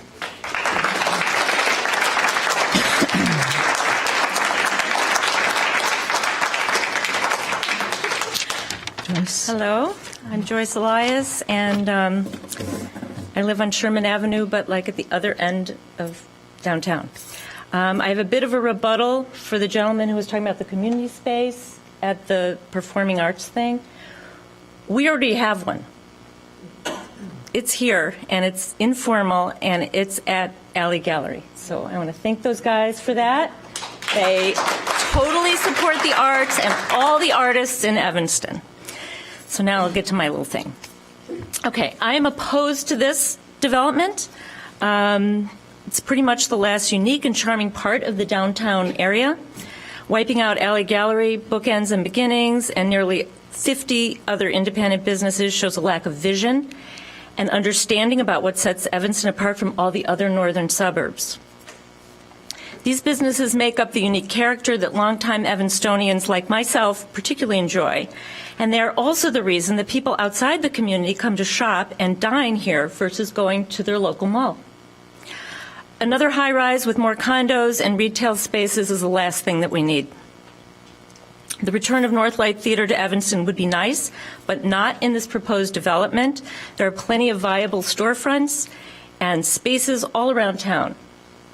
I was walking around the other day. There are like 3 empty spaces on Church, right around the corner from this proposed development. Not right for Northlight, but there's plenty of stuff available.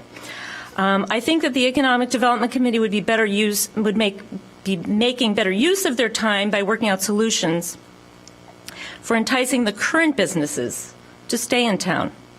They could also work on making the shopping and dining experience in the area more user-friendly. One of the arguments that I've heard over the years for seeking more developments is that it would help the tax base, and I'm not sure how that has helped, but because my property taxes have risen over the years, as pretty much everybody here has. So anyway, I shop local. I would like to continue to shop local as long as there are these wonderfully unique businesses in Evanston. So just stop. Don't do this. Thank you.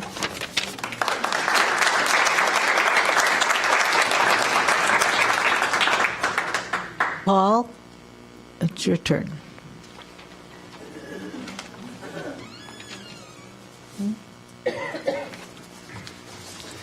My name is Paul Barker, 25-year veteran of Evanston. I live across the street on Main Street from the Robert Crown Center. I think I saw for the first time, first I should apologize for this tremor if it's a distraction. I left the house in a hurry without the meds and discovered it too late after I had squeezed into that corner over there.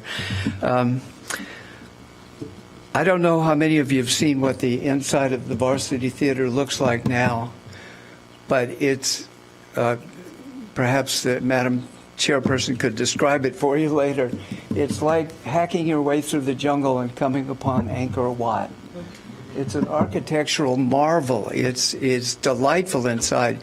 Everything has been painted gray, unfortunately, but it's one of those theaters that created the impression of being in this case, the center of a medieval castle with stars in the ceiling overhead, projected clouds, and tiled roofs everywhere, towers, and it would really be a shame to destroy that. My other concern is, of course, Bookman's Alley, and I think that if a wrecking ball ever approaches that, it's going to be a black day. I think that would be cruel and heartless. You've heard people speaking from the heart. We love that place, and it would just be heartbreaking to destroy something of such character. I have a dream, excuse me for adopting that phrase, of turning it into something even more extraordinary so that its survival would be guaranteed in perpetuity. And that's to take the aforementioned Harry Potter-esque qualities of the buildings, which apparently used to be garages, and turning them into something that would make it a destination. This was an image I came up with after stumbling upon a picture of Scrooge looking in through the windows of an era, a building of this era. And I've shown it to the owners of both the businesses there. They're excited about it, and the reaction I got about a year ago was, that's nice, that'll never happen. But what I'm proposing is surprisingly cheap. It's made from recycled materials. It's made just the upper part. It's actually something like a stage set on a Hollywood backlot. It doesn't change anything on the interior. It doesn't change anything structurally. It could be done. And at Christmas time, we could hire one-horse open sleighs to pull up and take people around downtown. It's crazy, I know that, but this is what I see when I look at that building. And I think what you've discovered is that your constituents, the people who elected you, probably will feel really betrayed if you destroy this little treasure. They would feel wonderful, I think, if you resurrect the other treasure and are able to do something with that fabulous theater. Thank you.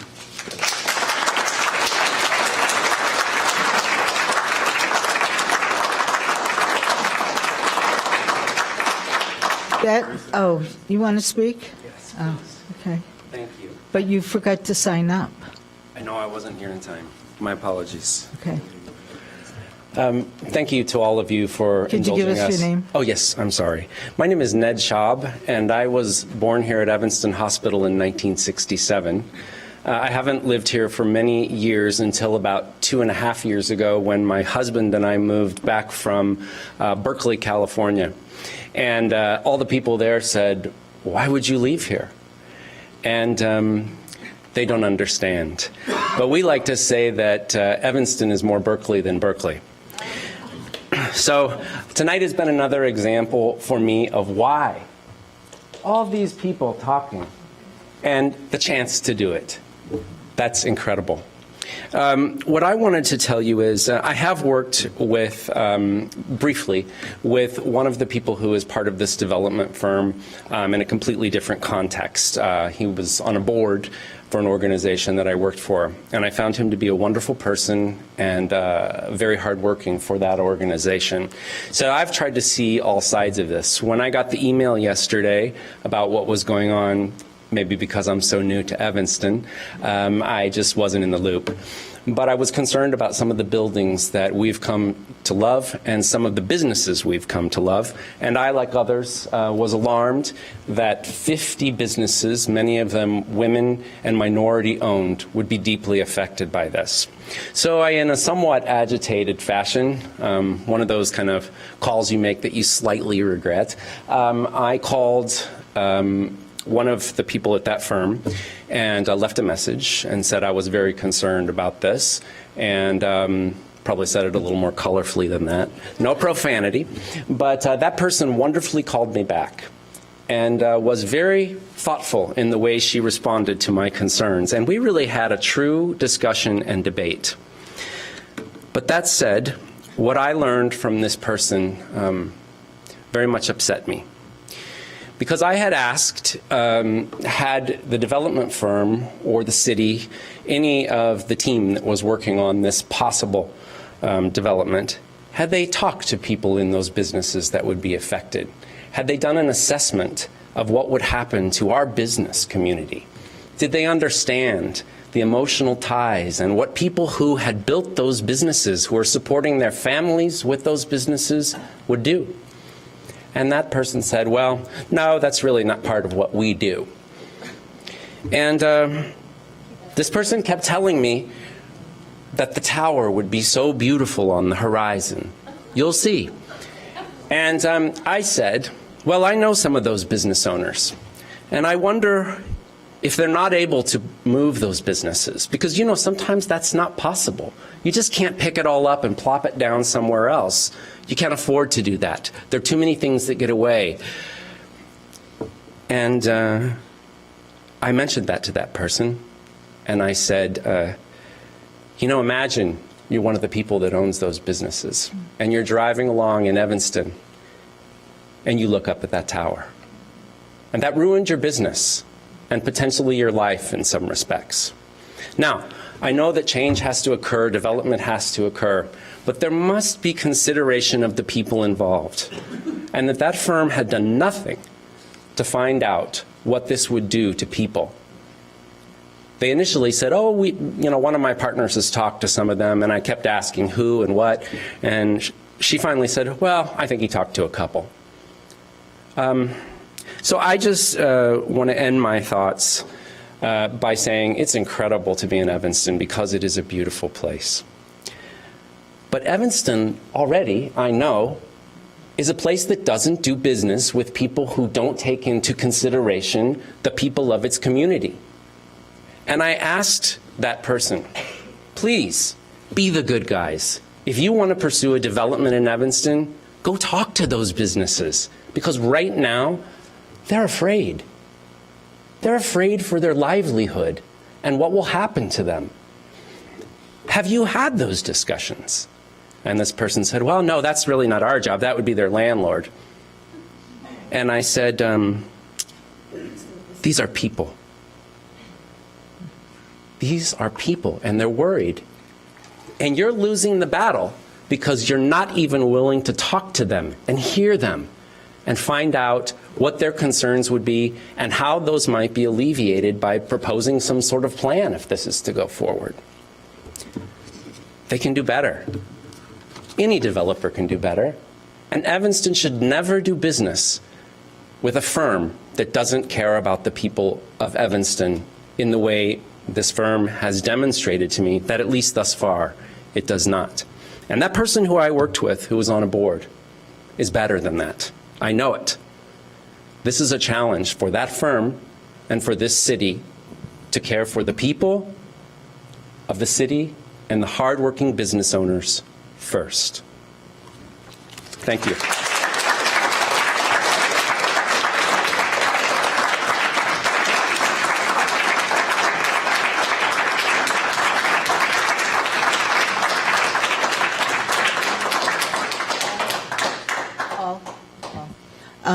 Mr. City Manager is going to make a presentation. Is that true? Right.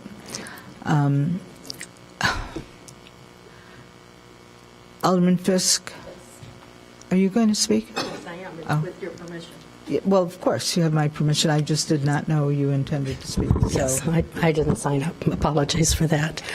I'm going to speak on the authority that we're being asked to discuss. Yes. Okay. I'm just hoping pretty soon we'll get a full explanation of what it is we're here for. You know, we probably should have had a full explanation of why we're here before the meeting occurred. It's not. All right, thanks for that. But we had a discussion among ourselves, you brought it up. It was suggested that the community be allowed to speak. So go ahead. Thank you, Alderman Rainey. Yeah. And thank you to the committee for allowing me a couple of minutes to speak. I want to thank everyone from the community who came out tonight.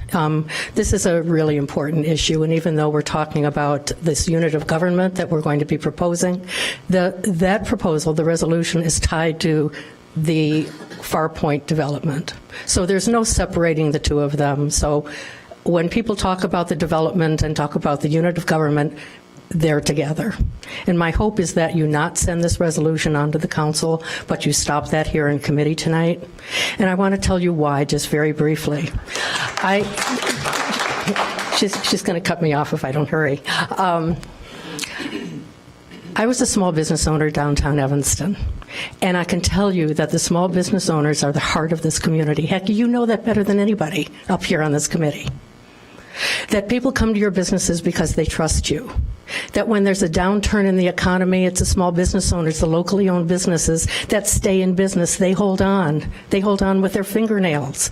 They don't close up right away and are gone like a corporation might be. They're here for the long term. And to the gentleman who spoke and said, well, things change and we should go along with change, there are changes. I mean, these are generations of people who buy into businesses because they're popular, because they've been energized, because they've been inspired by these businesses. That's really important to our community, and it's important to the Economic Development Committee to understand this. We're talking about 50 small businesses here. We're talking about 50 small businesses that can't afford to be displaced. They can't afford market rate rentals. They will be gone. And I have had experience in my ward when we've had other developments a long time ago of people who perhaps found alternative sites in the downtown that they couldn't pay for. And then they went out of business and struggled. So what we need to do is we need to focus on these folks. We need to thank them for their commitment and service to Evanston. And we need to understand really what the Economic Development Committee here is being asked to do. And it's wrong. It's wrong to consider any kind of proposal that would put these businesses out of business. And this was a presentation at my ward meeting in September. There was standing room only at that ward meeting. When folks were asked, would you like Northlight to come back to Evanston? Sure, everyone would like that. I would like that too, but not at this price. This is too much. It's painful. It's sad. And as I said at that time, I will not be the one that walks into one of these small businesses and tells them that they have to leave. The other thing I want you to consider is that once you start this ball rolling, you're not going to stop it until the end. And at the end, because leases have a life of their own, and the leases in this building are fairly short, we're going to see displacement occur. We're going to see non-continuation of leases. We're going to see people who are leaving, just as we saw at 708 Church. 708 Church stayed vacant until they were sure that that development wasn't going to go forward. And now, thank goodness, that Class B office space is up and running again. I don't want to see that happen here. These folks can't afford it. And we can't afford it as a city to give up on the character, not only the character of our businesses, but also on a block that is performing probably better than any other block in the downtown. So I ask you to not send this on to council. I appreciate your time. Thank you very much.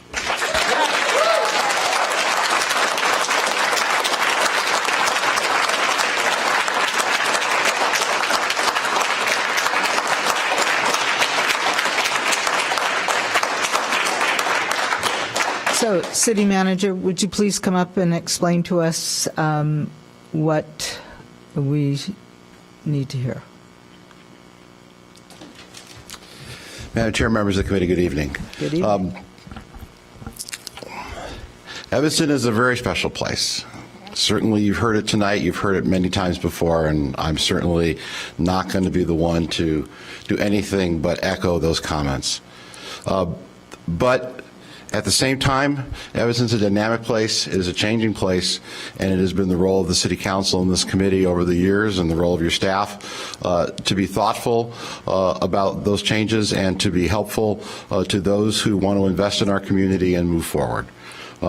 As has been said before, Northlight Theater has come to the city with a proposal along with Farpoint Development that would, one, bring Northlight Theater back to Evanston where it rightfully belongs, as well as to have a development associated with that theater that in part would fund the ability for Northlight to return, as well as bring additional economic activity to our downtown. As we have seen in the downtown over the past 30 or 40 years, every 10 years or so, there's a project of this significant magnitude that comes that causes great community debate.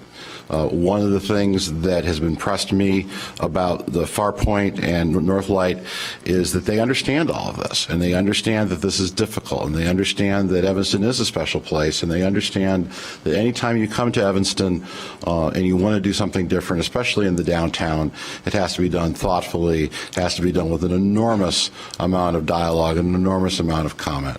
And I think that And I think that what is before you this evening is another step in that. It is not an approval for a project. It is not a submission of a plan development, but it is a proposal to you to look at two tools to help us further evaluate if it makes sense for this project to move forward. First and foremost, the idea of how can Northlight Theater finance its return here. We have representatives from Northlight, Madam Chair, and I hope that you'll give them an opportunity at some point to make some comments. But the finances involved with theaters, even the ones as successful as Northlight, are very difficult.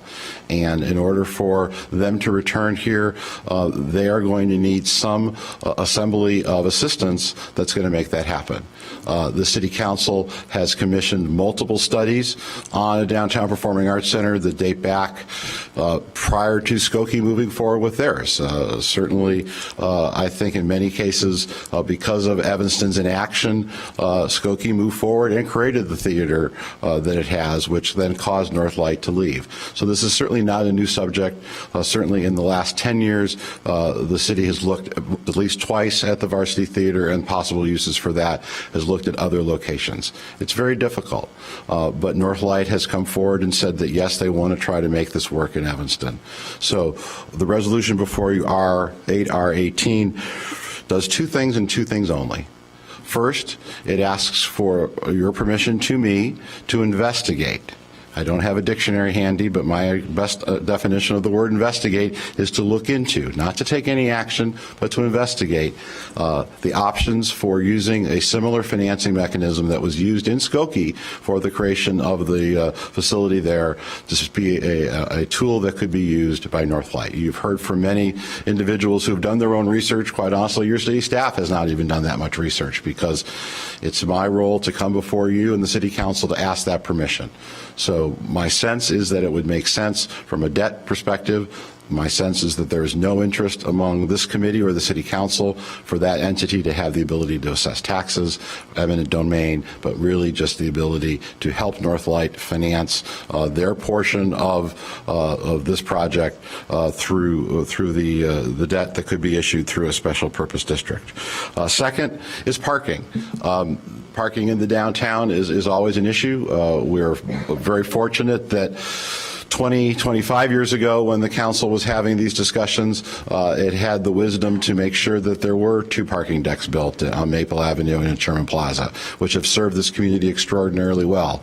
And when people think about the vibrancy of the downtown circuit 2018, it's largely because there was appropriate parking. And people come here, Evanston residents from the various areas, they come here because there was enough parking. So if we are going to have another development in the downtown in this period of time, I think it makes sense, certainly as your city manager, it makes sense to evaluate, should there be a public parking component? And if so, how large and what would the components be? Those are the only 2 items before you. The development team that is here has not submitted a planned development. I have been in local government. This is year 28. I have never encountered a group that has been as thoughtful and has taken their time to make sure that if they move forward with an application, that application is correct.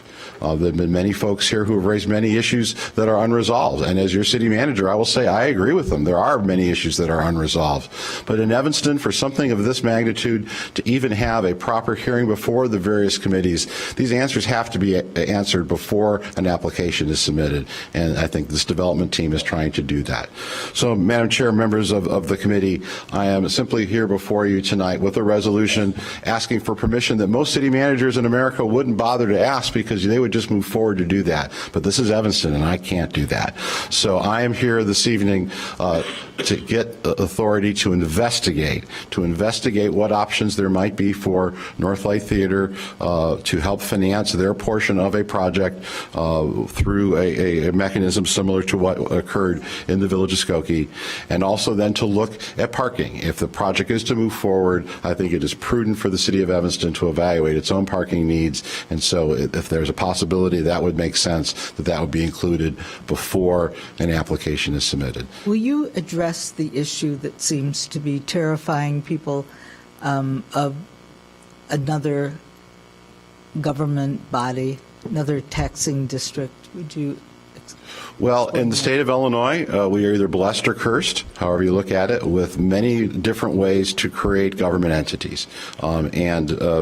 Again, I have not done the research that I would like to do, and I'm asking for your permission this evening to do. But what was created in 1996 by the Illinois General Assembly, the Center East Metropolitan Exposition Auditorium and Office Building Authority, is a mechanism under the laws of the state of Illinois that, in the case here in Skokie, was able to issue debt.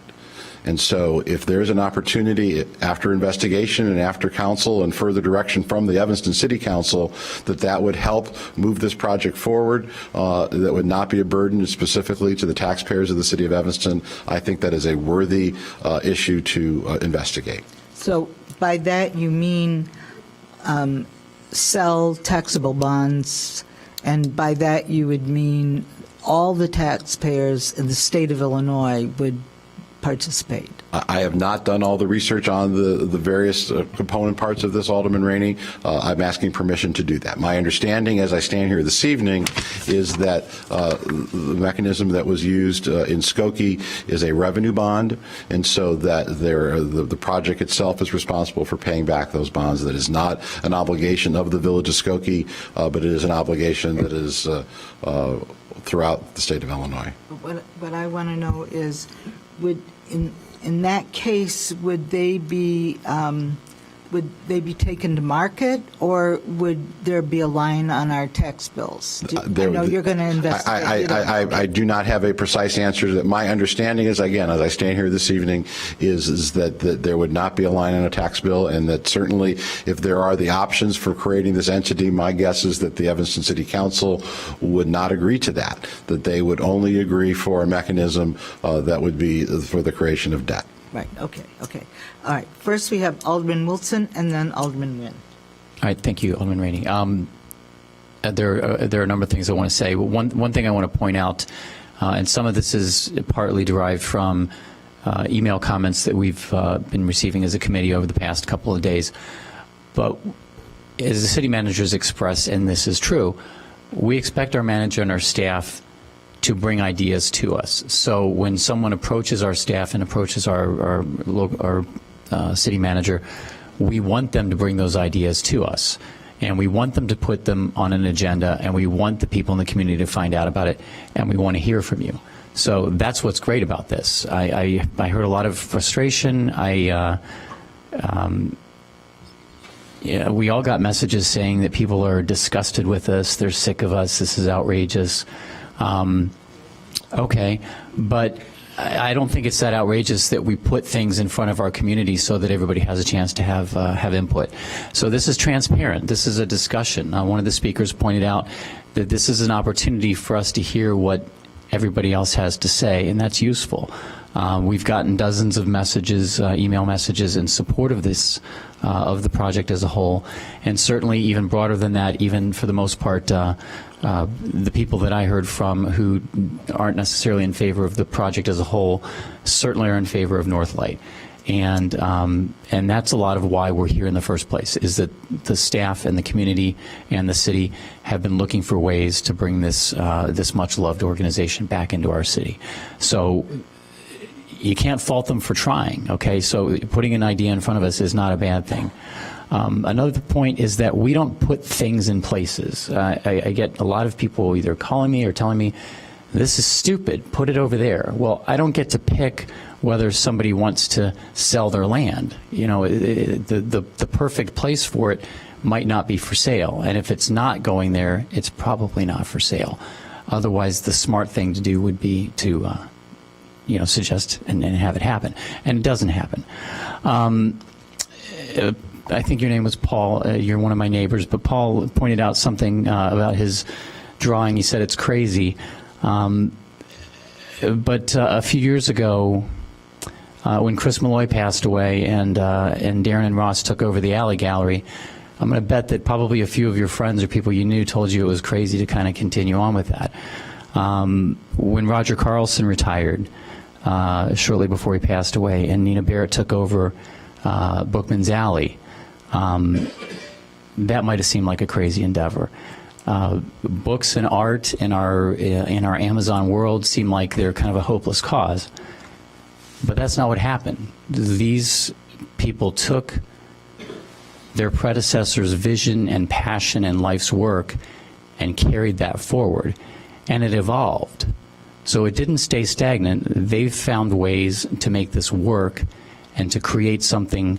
It preserves the legacy, but it's created something beyond that can carry forward into the future. 4 generations of Seville flowers, that's something that's remarkable. In my life, and you, Paul, you kind of sparked the thought, but most of the wonderful things we see in the world probably start out as crazy. So, the general idea that something is made by a craftsman or hand prepared, that shouldn't be something. It should be something of value.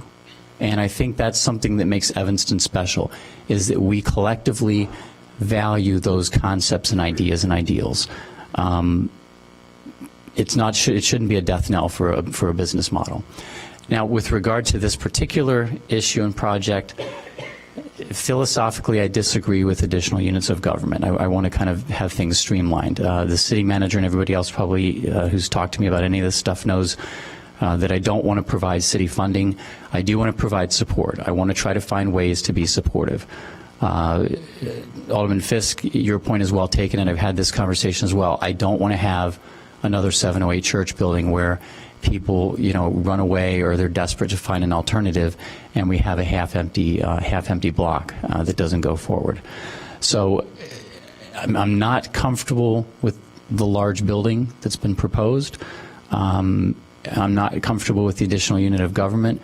I would like our staff to, it's taking a long time.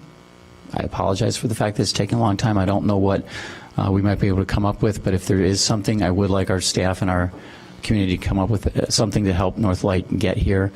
But at the end of the day, I want to really thank all of the people who came and shared these ideas and thoughts with us, because this is a process. We want to do something that's great for everybody. We want to do something that's great for Northlight. We want to do something that's great for the businesses. We want to do something that's great for the people who live here. So let's keep working towards that goal.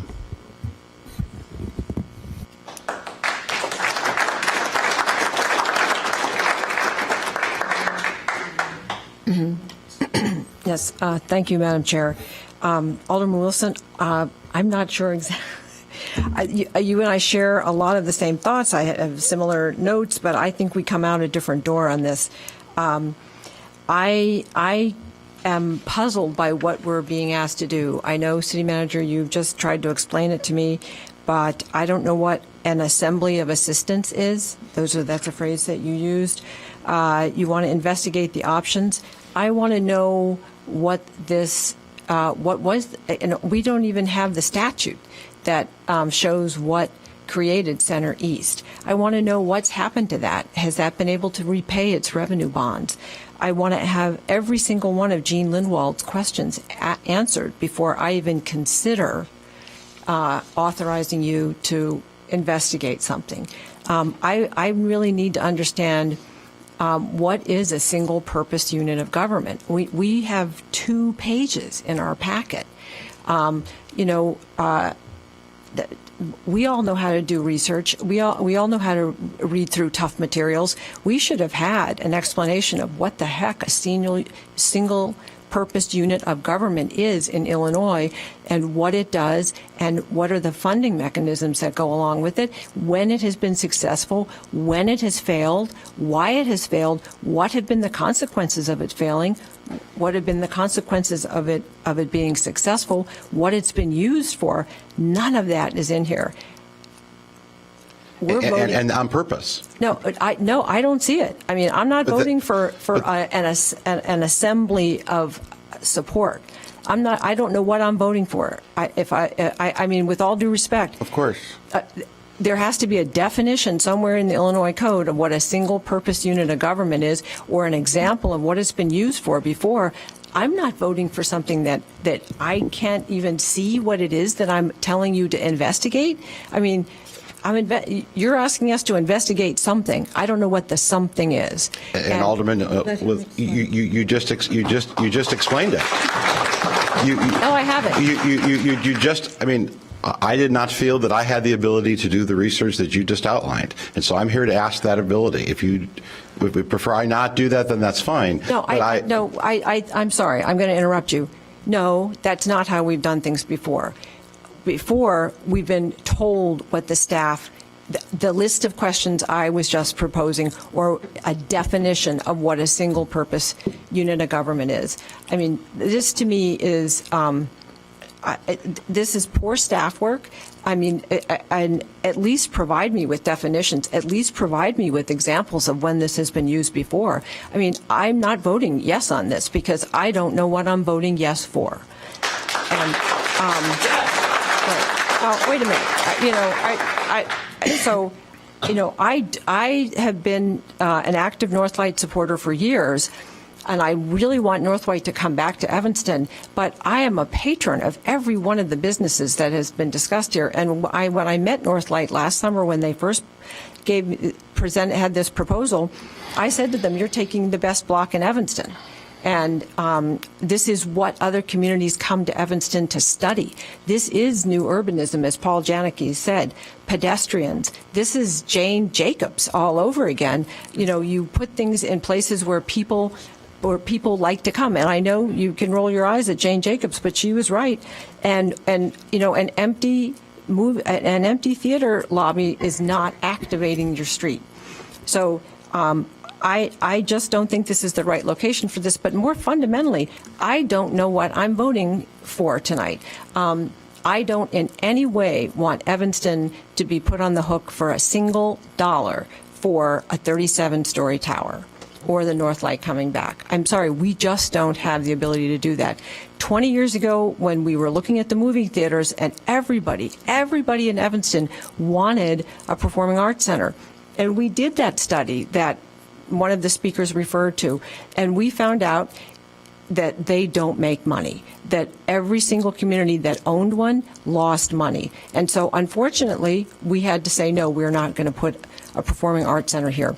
Just recently, we've had this study that indicates the Varsity Theater, as lovely as it is, everybody, it's a movie theater. It's not a theater, theatrical theater. It's too bad that they're actually called one. It's a cinema. What they want is a theater. Okay, so, but 20 years ago, we said we would not be responsible for this, and I don't know what we are possibly being responsible for again. And if this. And I agree with Alderman Fisk. During the 708 church battle, and I was really, really, really fundamentally opposed to that tower, all of those businesses were in jeopardy in the 708 church building. And I don't want that to happen. 50 businesses. That's just remarkable. Just tonight, the mayor and I cut a ribbon for the Multilingual Connections, a new business at the corner of Main and Chicago. We have been working desperately to bring new businesses like that, small new businesses. She has 15 employees, she's growing. And here we're going to eliminate 50 businesses. I just don't know what I'm voting for. I'm sorry. I don't know what I'm missing, but I've been here a long time. I'm a lawyer. I should understand this better, and I am not getting it. Okay.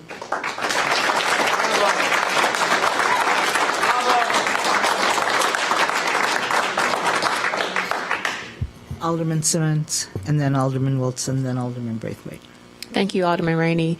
So obviously I don't understand if Alderman Nguyen doesn't, but even if I did understand, there is no way I would authorize any steps forward to explore this project. And I'm really shocked that we've even gotten to this point. It seems to be in complete conflict with everything that we say we value here in Evanston, including walkability, local consumerism, diversity. So I'm going to say no to this.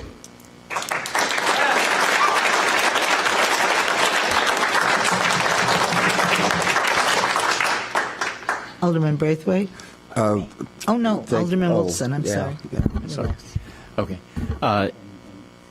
Alderman, I guess I have an advantage. I have a Westlaw account, so I spent a few minutes looking some of those things up. But right, the way I took this in the packet, and then what I'll call the lack of background information, it seemed to me that you were looking for permission to explore this and do that research. Okay, and that's the way I interpreted it. But beyond that, I also interpreted this as a broader front-end discussion on, how far are we going to pursue this? We just recently voted on a project after a couple of years of it being in the queue, and probably after hundreds of thousands of dollars were spent by the people proposing it. And I think it's probably very, very useful for somebody who is considering investing in Evanston to have a front-end discussion like we're having tonight before they've invested an extremely large sum of money and before the angst and anxiety gets, to 2 years into it. This is a useful conversation. I hope a lot of information has come out. This particular project, when we talk about the block, we've been talking about other projects as we've gone along. This is a block that I used as an example of what I felt was the special and unique character of Evanston. So, that being the case, it's probably not a surprise that I'm not supportive of the large structure on the property as well either. But I'm appreciative of the fact that we can have this front-end discussion and hopefully give some, guidance to the city manager, to the staff, and to the people who are considering making this investment, how we see it before you get, too far down the road on that. Alderman Braithwaite. Thank you, Madam Chair, and as well, thank you all for your thoughtful feedback and comments. I want to thank our city manager for first explaining what this isn't. And I just want to take a moment to respond to the number of emails. This is not an approval for the project, which I'm glad you can all see that. It is not a rubber stamp on the project, which I'm glad you can all see that. But what I can appreciate is it's permission to have a conversation. And I have to be a little bit surprised by some of the comments behind the dais that a request for additional information on something that's so complex that we don't understand. It seems just a little bit, I don't want to use the word short-sighted, but I guess I will use the word short-sighted because we're just asking for additional information on a concept that is completely new and innovative to Evanston. And so if the question that you're asking, City Manager, of this committee is just additional time to provide the information, I think, and I don't know, Don, maybe I'm using my own words, I would agree to get additional information put together by our staff so we can make an informed decision, and that's my position. And then once we have that information, it's a whole nother conversation about the building. I have concerns about the size, just like everyone else, and how it will impact the overall charm of Evanston, but I'm also, like many of you here, a fan of Northlight, and I think for something this complex that we can all challenge ourselves a little bit more and get some additional information and then continue to have a discussion. Thank you. This is the tool that was used in Skokie, so we know that much. But I would like to know more about it. I don't see, it is not like this council, and certainly not like this committee, not to want to understand a tool that allows for development, if not this project, maybe some other project. And it is an opportunity to get information about something we've never known about and we've never used. And it's something that I find quite fascinating. And I think we ought to direct the city manager to get more information. How can that hurt? I saw developers cut off at their knees at our last council meeting, at a committee meeting that was quite appalling, and I thought very rude. These are all people who have raised their children and pay their taxes in the city of Evanston. I heard the city manager refer to them as coming into Evanston. They're not coming into Evanston. They all live here. They're very polite also. They live here, and they spend their money here. They probably go to the galleries, and they're Evanstonians. They live here. it seems to me that the least we can do is to find out how this mechanism works. And I'm if nobody else will do it, I'm going to make a motion after we hear from the rest of this committee as to whether or not we should direct the city manager to look into this technique. So, who is sitting? Ms. Burns. I have a quick question for you. Is this this investigation into this unit of government, is it tied to a specific property, or is this investigation really about the mechanism that, as Alderman Rainey said, could be potentially used in other locations? Let me, if I may, read to you from the resolution. And the resolution is the direction. Okay. That's the direction. Okay. The city manager and his designees are authorized to work with Northlight Theater to investigate a single-purpose unit of government with the Illinois General Assembly to finance the relocation of Northlight Theater to the city of Evanston. Okay. Okay. So it's not proper. So as I hear and I comprehend that is not specific to a particular location. So I happen to be with Alderman Braithwaite and with Alderman Rainey, who believe knowledge is power. And I don't see the harm in investigating a means by which we can bring some development to the city of Evanston. Yeah. It has 1700 block of Sherman further down. Is it moving ahead with the process or this project within the process? Point of order, Madam Chair. Point of order. In the whereas clause of the proposed resolution, in the fourth whereas clause, it says Northlight and Fairpoint Development seek to return to Evanston at a proposed development located in the 1700 block of Sherman Avenue to take advantage of the downtown amenities.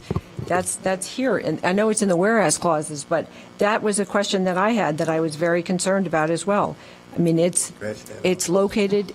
The location is cited in the resolution. Well, that is the location they're looking at. Okay. But the question, though, is this right?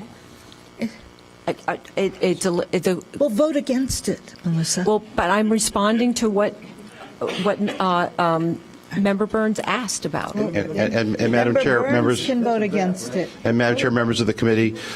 I would like to leave that in.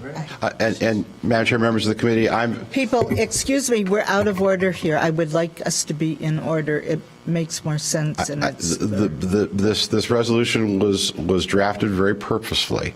We did not ask for a minute order. We asked for a resolution. And as you all know, and I'll mention this for the members of the committee, when a resolution is adopted by a body, it is those resolve clauses which are the direction. And so they were drafted specifically with what it says. So the resolve clause, section 2, to finance the relocation of Northlight Theater to the city of Evanston. Alderman Simmons. Yeah, I mean, I don't know if I'm saying anything different, but I don't support it because it is specific to the location. And absolutely, I would love knowledge is power. Any new way to fund our development, I would like to explore, but we're voting right now on this resolution, and so I just can't support it. So.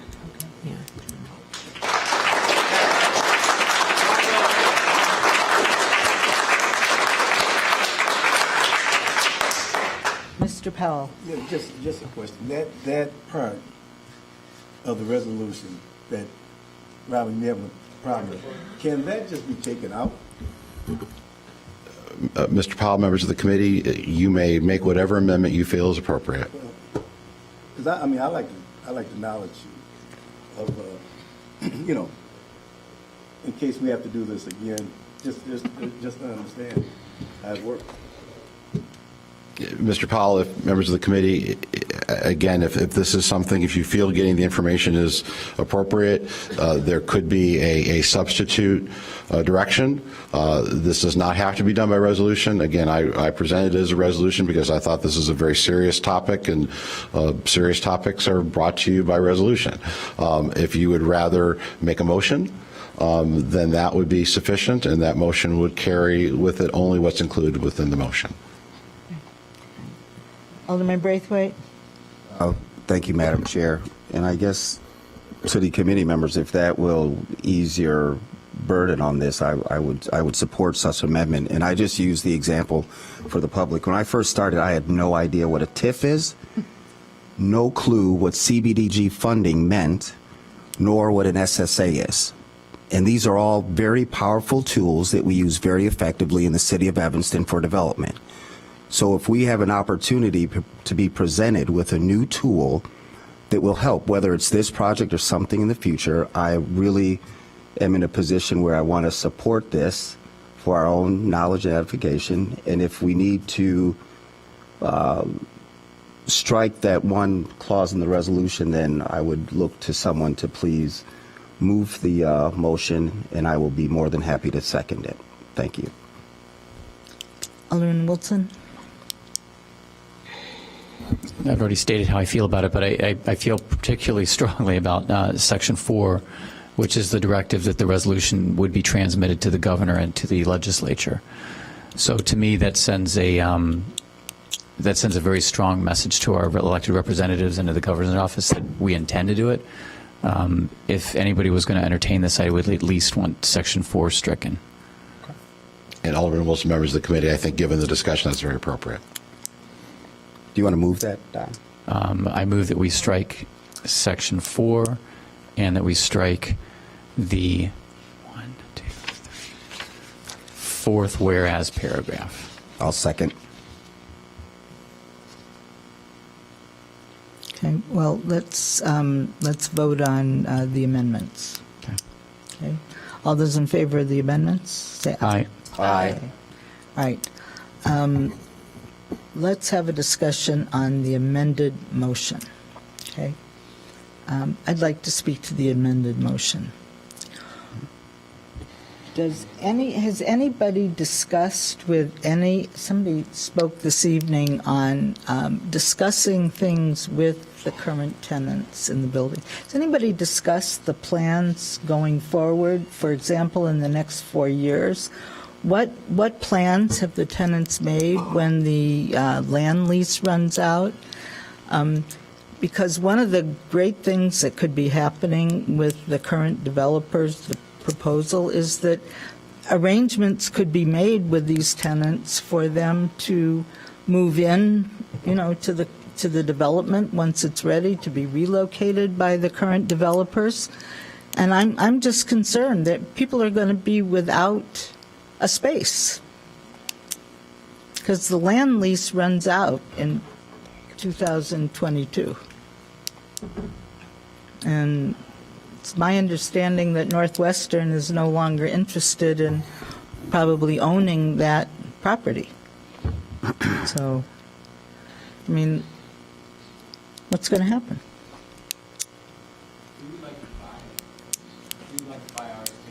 Well, you can't buy your space. You got to buy the land. I mean, what's going to happen? Well, that's what you should do. I mean, this is, and what if the city starts coming around asking about plumbing? I mean, there's no plumbing in the alley spaces, from my understanding. I mean, how can you have a business without a toilet? I mean, the problems are going to start getting severe. No plumbing, no toilets. It's a problem.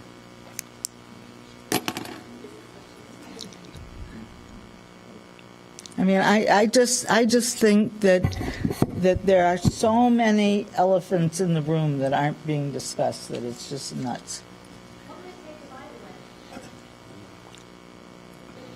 Why don't you table it? We're talking about the charm of the mattress store and I know it's important. We're not going to put. Alderman Rainey, just a point of order. We have an opportunity to have Northlight here, and we have hundreds. Wait. we have, I think this committee, excuse me, this committee knows that we have had at least half our letters are pro, half are con. There's, people in this town are conflicted about this project. People who are opposed to development come to our meetings. Opposed to development. Why don't you separate Northlight from the 37th story, and then we'll all be in favor of bringing Northlight. Right.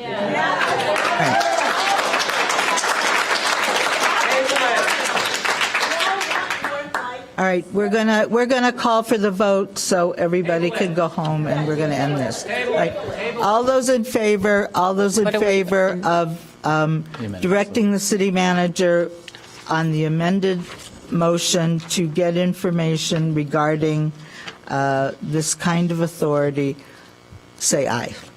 Aye. Aye. All those opposed? No. All right, all those in favor, raise your hand. 1, 2, 3, 4. All those opposed? 1, 2, 3. All right. He has direction to research the entertainment authority or the type of Recommendation to the city authority. council. Right. So it goes to council. And. It will then go on to the city council. Yeah. All right. Next, we have approval of the 2018 meeting schedule. I thought we did this once. Second. For those who think we don't do anything or our staff doesn't do anything, we have the Economic Development Activity Monthly Report. Anybody want to make a report?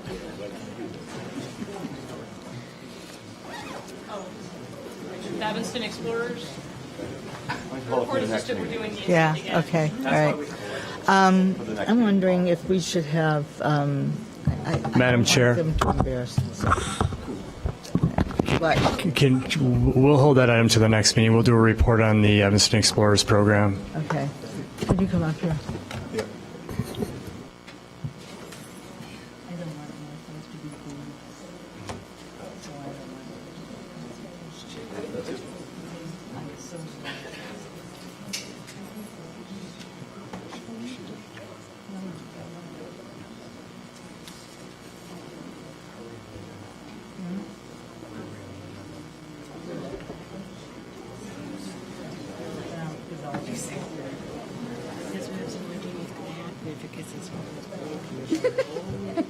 How long are you on the planning commission for? You won't move get there that by way then. down. Second. You'll be off the hook.